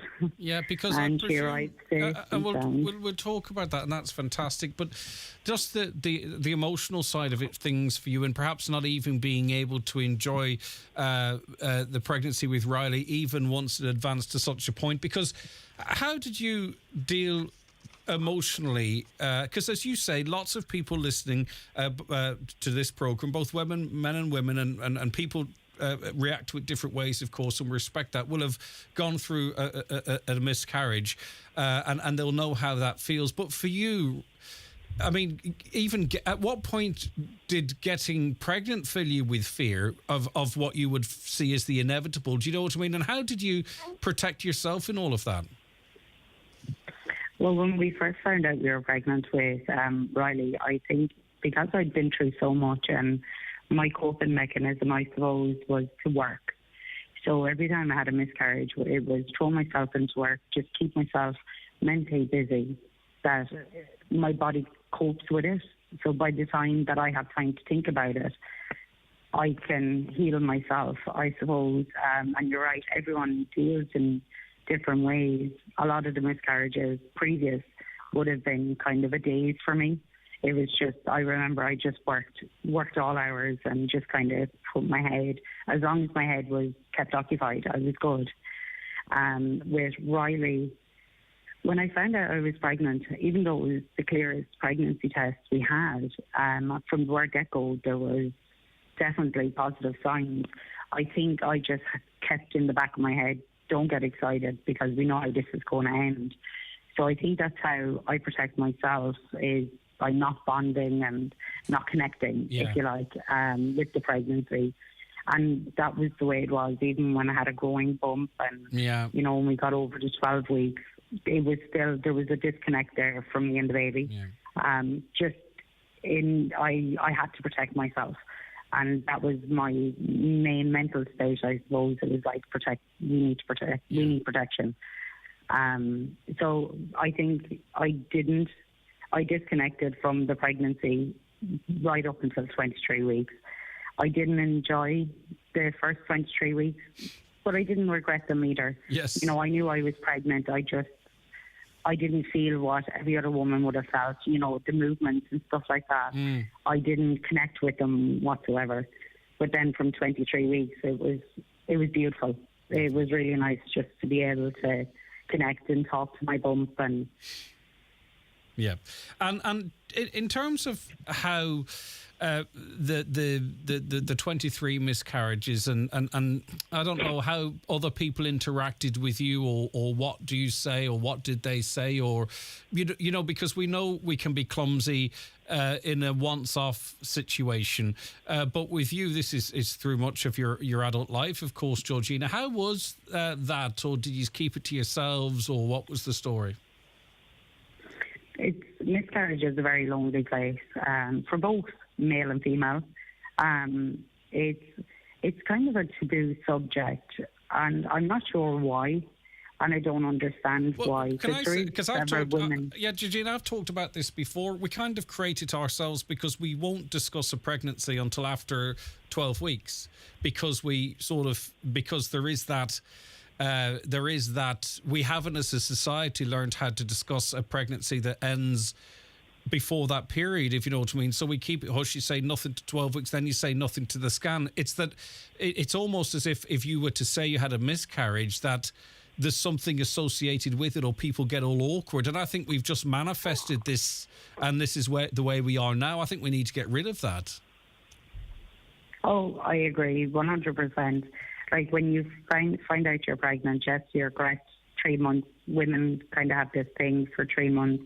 And again, I think it's, for me personally, why I wouldn't normally tell people is because I'd have to then tell them that I miscarried. Yep. And I personally don't do sympathy, and I don't do people feeling sorry for me. I don't deal well with that. So for me, it's like it was easier for me to kind of cope on my own than people to kind of give me sympathy and feel sorry for me, because it wasn't a case of I needed someone to feel sorry for me. You needed someone to be probably strong more than anything and be like, this is okay. Yeah. This happens, you know, and that's what I personally needed, was someone to tell me it's okay. Things will work out. And Ken was that person, but because he was going through it himself, my family were fantastic. They were there every step of the way. But as in outside people, work colleagues, friends, no, there's a taboo. I suppose they don't understand it. And they can be quite hurtful with comments. Like I would have had comments, why are you putting your body through that? You know, you have one already. aren't you lucky? Yeah. You know, there's certain comments that aren't okay and aren't acceptable, but... And then I you'll have a suppose situation where someone has a one miscarriage. People, sometimes we just need to listen rather than say the thing comes to our mind. They'll say, oh, well, it wasn't for you, you can go again. Things like that there, when people are dependent on how they react to it, they could be in the throes of grief. Do you know what I mean? I just think we as a society need to educate ourselves a little bit better on how we talk about things like this, and then we can break down maybe these taboos and secrecy if it has to be there or what have you. I think that the most powerful question anybody could ask someone going through a miscarriage, whether it be the woman or whether it be the partner, because news are just as important. We need to help them too. But I think the most effective question you can ask someone is, are you okay? Yep. It's a powerful question to someone. Yeah, it's very powerful, and it just means to that person that's grieving, okay, someone cares. Now, let's get to the birth then, because Riley weighed in after a 45-minute labour, £7, 6 ounces. I don't know, because you're doing the hard work, so to speak. What was it like for you? And I can imagine Ken was a wreck at this stage when Riley first made her appearance. Can you talk to us about what it was like for the two of you at that moment? Oh, like her labour itself, 45 minutes, so it was extremely quick. So I suppose the labour itself just kind of hit us, and we were in a whirlwind. We kind of were in a daze. But when she was born very quickly. I looked up at Ken and I cried, and the only thing I said, I think, for about 10 minutes was, oh my God, we have a baby. She's here. But I remember looking at Ken just as she came out, and his face was soaked with tears. He'd actually been crying since she was engaged, since she was coming out. So yeah, there was plenty of tears of joy. Yeah. And what about you when you finally got to hold her after that? Not just the roller coaster of the pregnancy, but everything that went before it. What was it like for you? Did it feel instantly, I don't know, real? I don't know what do you know that it had finally happened for you? How did you feel? It was day 3 when I actually realised that, oh, she's here. I think the shock of everything, the shock of the labour has been so quick. And I think like that emotion and just trying to process, like I was in hospital with her and I was doing the night feed, but it just seemed like a bit of a trance. But day 3, it hit home then that, God, we have her. And I think because we were taking her home to our own home house, I think that kind of made it more real for us. But we're enjoying it. It's a little bit tougher, I suppose, than I remember. But we're definitely enjoying it. And what's Leon's reaction? He's a big brother now. Oh, he is ecstatic. He's a doting big brother. He waited 19 years, I suppose, for a sibling, because his dad and I come from quite large families, and he never wanted to be an only child. So he waited quite a long time for his little sister to come along, but no, he's over the moon, absolutely over the moon. And he has his own baby coming in as well in 2 weeks' time. How exciting. It's going to be fun. Yeah, you might not be able to go to Granny for a babysitter straight away, or wherever you might prefer to call yourself. I think you'll have your hands full. And you, I would say, and I know, you know, mostly it's your own business and all, but you've a bit to work through at the moment to process all of this with everything that you've gone through over the last for the last number of years, and even sort of the you know, the mental exhaustion of the pregnancy and now the reality of it and all becoming real. I think you've a bit of, well, I would imagine if I were you, it'll take a while to sort everything out. I would imagine, just in terms of, well, wow, okay, here we are. Oh yeah, for sure. Before Riley had come along, I was a very organised person and had everything kind of, all my T's crossed and my I's dotted type of person. that kind of fell out the window a little bit. So just trying to readjust, I suppose, to not being able just to get up in the morning and go out the door to work or go out the door and go and do shopping. Yeah. You kind of prepare now. So yeah, there's just a little when bit you, of just when all of that stuff, maybe even the driving Leon around stuff, just when you thought, right, maybe, well, here we are back at square one again, and sure, you wouldn't be anywhere else. Congratulations to you, Georgina, and congratulations to Ken and Leon, and we wish him all the best for the next couple of weeks too. He's going to be up to Hydo on multiple levels with his own wee one coming, and it's a lovely story, and that you have your miracle baby who gave a two-fingered salute to science, because it was the most recent information you got from the medics saying that, look, between the jigs and the reels, it's probably not going to go happen for you, but she had other ideas. Yeah, she definitely did. Okay. All right, I'll let you back to it. Take care. Thank you very much indeed. That is Gina O'Shea there. Watch the show live now on YouTube, Facebook, and at highlandradio.com. At Screwfix, we've got low prices to make you go wow! Like the Triton Enrich electric shower at just $73.95. And the Irwin Jackwood saw for only $7.95. Get trade essentials at wow prices at screwfix.ie or in over 30 stores. Screwfix, the choice of champions. While stocks last, prices valid until at least 4th of June. Visit screwfix.ie for T's and C's, delivery charges and restrictions. This summer, enjoy the tastiest burger in town for less at Kelly's Diner, Letterkenny. With Jake's famous burgers, there's your choice of burger, beef, chicken or veggie, all freshly prepared, with your pick of delicious toppings and sides. Selected burger deals every weekend. Find the best value burger in town. Jake's Burgers at Kelly's Diner, Mountain Top, Letterkenny. My decision is my right. I choose who helps. Presume I have capacity. A new law called the Assisted Decision-Making Capacity Act has come into effect. It includes a modern approach to uphold rights and to safeguard people who have reduced decision-making capacity due to frailty, a disability, an acquired brain injury or illness. If a person has challenges, then the Act includes new decision support arrangements, and these have legal standing. See safeguardingireland.org. The countdown is on for the Cope Dunlow's Mega Bank Holiday Sale. Sale starts tomorrow in-store and online with up to 25% off selected men's suits. Save up to 30% on runners in our sports department. Check out our Facebook for more mega deals.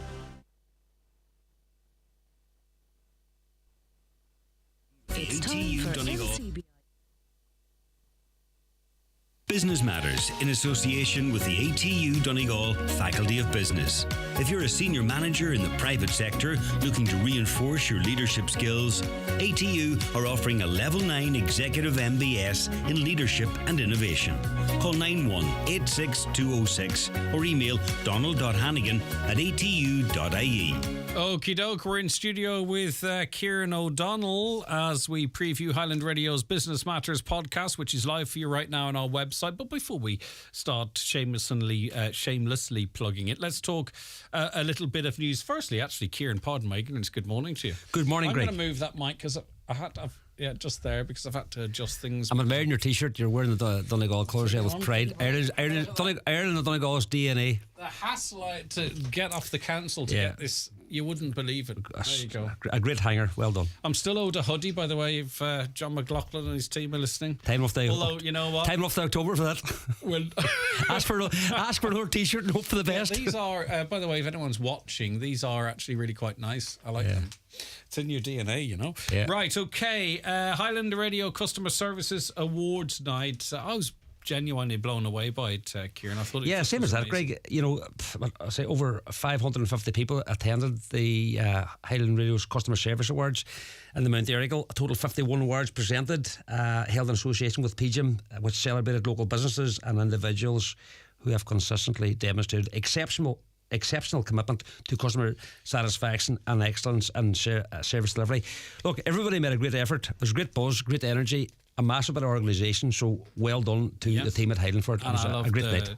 The success in Raffo, with Bala Buffet, Stranola. A few lively tables. It was just fantastic. Aye. From Inishowen, there's just businesses represented from absolutely everywhere. Everyone looked fantastic, and it was a great buzz. And the social media team here too, by the way, have done some great work in putting up some of the afters on our Instagram and Facebook as well. So check them out too, because it's just lovely. It was a great initiative, and I just loved how much people enjoyed it. Yeah, it was a good way to connect, and as opposed to trying to meet up with people. The whole thing I thought, Greg, was people, they're very happy sometimes to leave their business and leave the work behind them and go out and have a good time. So it was great to be part of it. And take one day off.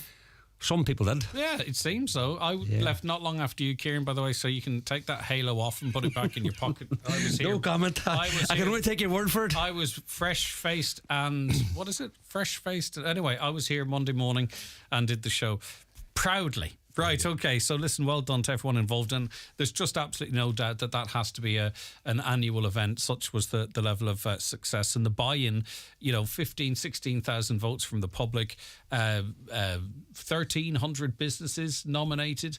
As I said, I can't remember what I said, maybe I said it on the radio. You just 1,300 businesses. I didn't know how many businesses were in Donegal, right? But an awful lot of them were obviously represented. Okay, right. So I think the listeners probably have heard enough about that now. But go on the website and on the socials if you want to see more. Okay, more Irish jobs could become remote. Yes, around 9,000 Irish jobs could be made more remote if systemic support was implemented. That is according to research conducted by Grow Remote, the social enterprise that advocates for better remote working options in Ireland.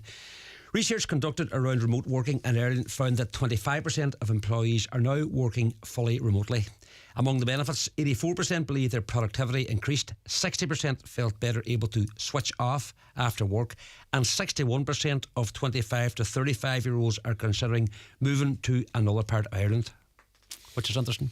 Yeah, it really is, and it ties into some of the census figures too. Yeah, quite a large percentage of, was it 15% of Donegal workers at least part of the time work from home?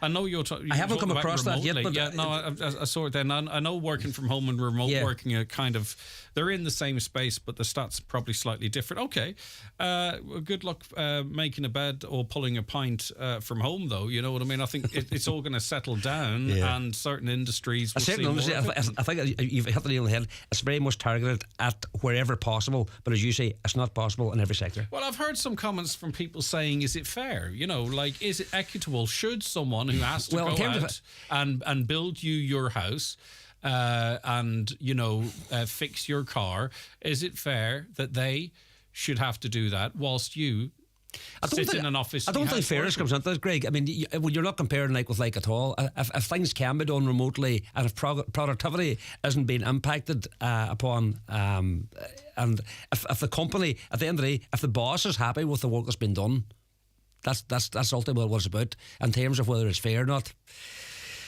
But then you see, right, you have to then think of the societal impacts it has. You have cities and towns getting quieter. You've got coffee shops closing, restaurants closing. Yeah. The other flip side there is, if more people work at home, and I'm not discouraging it, but if more people work at home, is it an equal society? Because it does affect everybody else's, and particularly those that are forced to leave their house to work. Well, take away the job sector or the roles you're in. The other side that I got thinking about there recently is the fact that if people are working from home, well, if they're not going to be commuting, will they be going to have lunch in their own local cafe or their own restaurant, or going for a coffee locally as opposed to buying it in a city? So that disposable income can be spent more locally if they're not travelling. Or you could just make a hang sandwich in the house. Who's Correct. to say? Right, Correct. okay.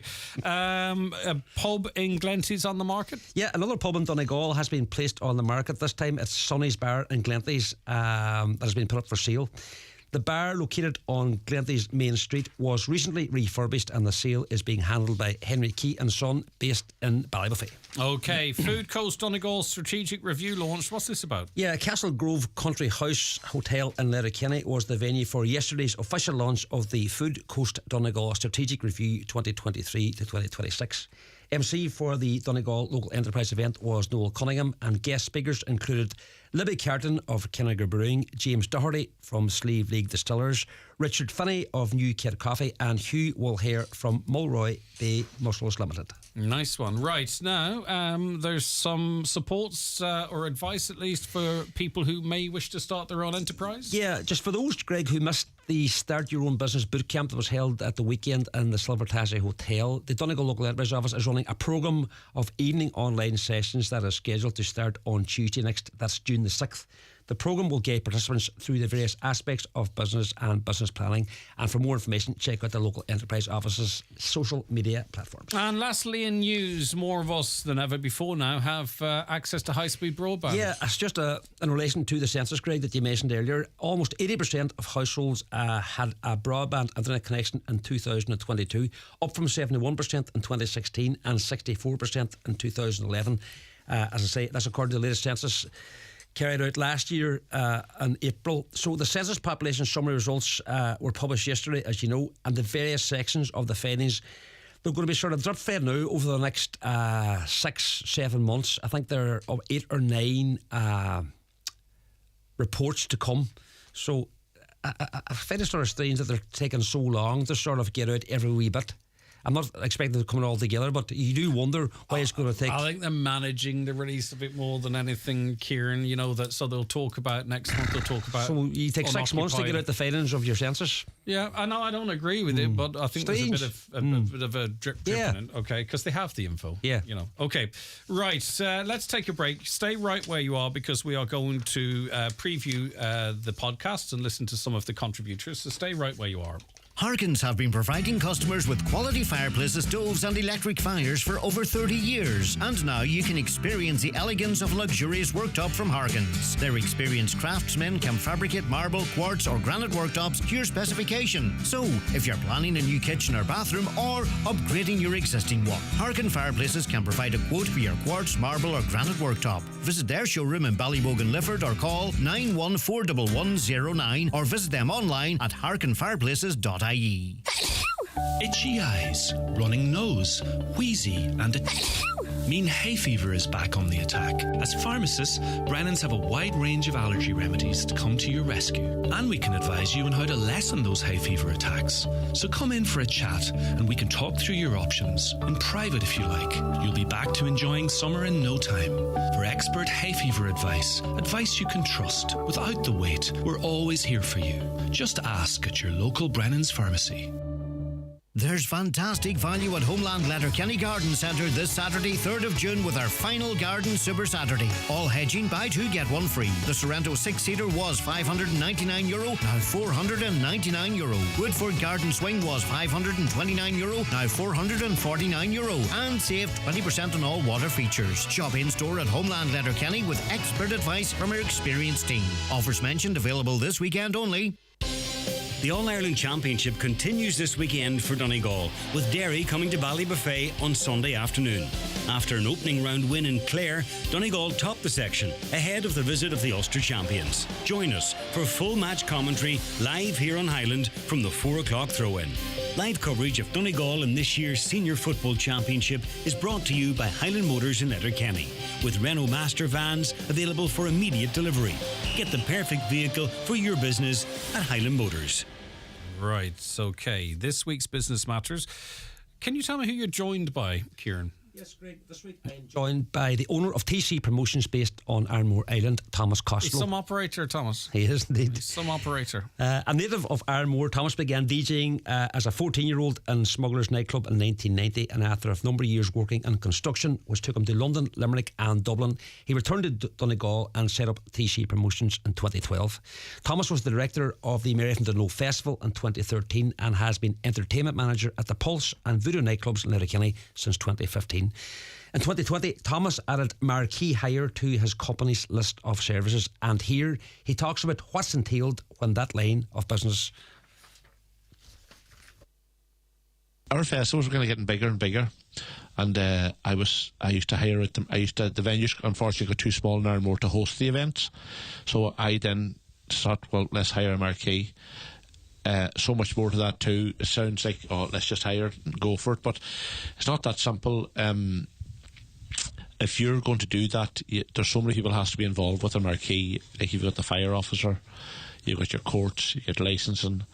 So I suppose we just tried to see how it went, and we at the time, like somebody says to me, and back before I bought my own, we were hiring them, and saying, you get an event management plan. I said, where do I start an event management plan?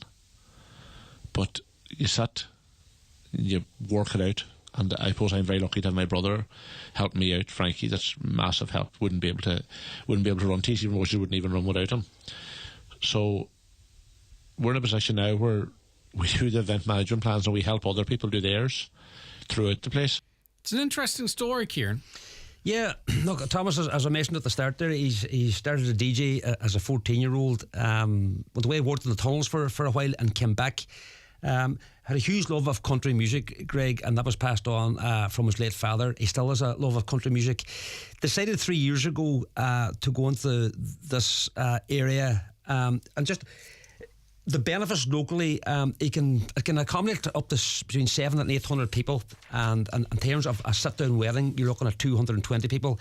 And there are 2 weddings that are going to take place on Ironmore this year, availing of Thomas's services. So I was just looking from a local economy point of view. That's a massive boost to the island. Yeah. So as I say, he mentioned his brother Frankie, and I suppose when he decided to go into the Marquee area, I suppose he probably got a wee bit of surprise in terms of the amount of work that's involved. Well, you are erecting a venue, and with all of the ups and downs of a static venue. And in terms of event management and all that goes with that, there's a lot of work there. But obviously, he's cracked the system and he's helping others to do it as well. We've covered a lot of things as well. He talked about, I suppose, the challenge in the entertainment industry over the COVID period. He also made reference to the fact that a lot of performers had stopped performing, Greg, and they weren't prepared. They were going to do all the things and they weren't prepared to travel long distances anymore. And I suppose the impact that has had on the whole entertainment industry across the country, Yeah, and I'll tell you another big problem concert organisers are having is people not buying the tickets as they would because there's nowhere to stay in Dublin. Yeah. But also too, sorry, that's a separate thing, but also too, a lot of the roadies, to use a generic term as well, moved on to do different things. Security, people who work in security decided to go and do different things. So the nuts and bolts of it, of the industry, a lot of people moved away from it now, and it's hard for clubs to get open, to get security staff, and I presume bands, to get all the crews together. So it's an interesting view of all of that. So the full interview with Thomas Costello, who is, let me just say it one more time, some operator, is available now at highlandradio.com or on Spotify or on iTunes. And Business Matters broadcast Sunday, Kieran. Yeah, after the 6 o'clock news. And if someone wants to get in touch with the pod, with you, obviously, is what I'm saying, how do they do so? Yeah, just drop an email, please. businessmatters@highlandradio.com. Rightio, so that podcast live for you right now on a website. You can stream it from there or download it to your device if you're going to go out and do a bit of gardening or something and listen to it there. And also, as we say, Spotify and iTunes, and the back catalogue for you to listen to as well. Kieran O'Donnell, presenter of Business Matters, thank you very much indeed for your time. Have Good a morning, lovely Greg. day. Okay, enjoy the weather. Can I play a couple of requests if you don't mind? Florence Carty's in Strabane. And Florence, I and your mum, brothers, Paul and Neville, want to wish you a happy birthday. So Florence Carty in Strabane, a very happy birthday to you. Agnes and Shane O'Neill are in Letterkenny, and they want to wish Vicky all the best. Vicky was on with us a little earlier on. She's heading over to participate for Ireland in basketball. Delighted to hear your news today. So apparently Vicky had kept it kind of quiet in and around Kilmacrennan, but Agnes and Shane O'Neill, glad to hear that news. Could you wish Vicky all the best from Olivia Ann McGregor? Okay, that's it. Best wishes to you, Vicky. Lots of them coming in too, which is nice. Right, I bought petrol yesterday, says a listener, 1.38, and today I thought before the rise I'll fill up the wife's car. And the 5 cent, they've already banged it on. It's not supposed to go on until midnight tonight, but they've already added the 5 cent. So much for it happening after midnight, they say. Once again, petrol shops are taking full advantage of their customers. So keep an eye out for us there. You can be the eyes and ears of the listeners. And I think there was some warning from government to not stick it on too soon, but some already have the 5 cent on. Now, maybe there is a reason for it. But that's an extra 5 cent per litre profit, is it not?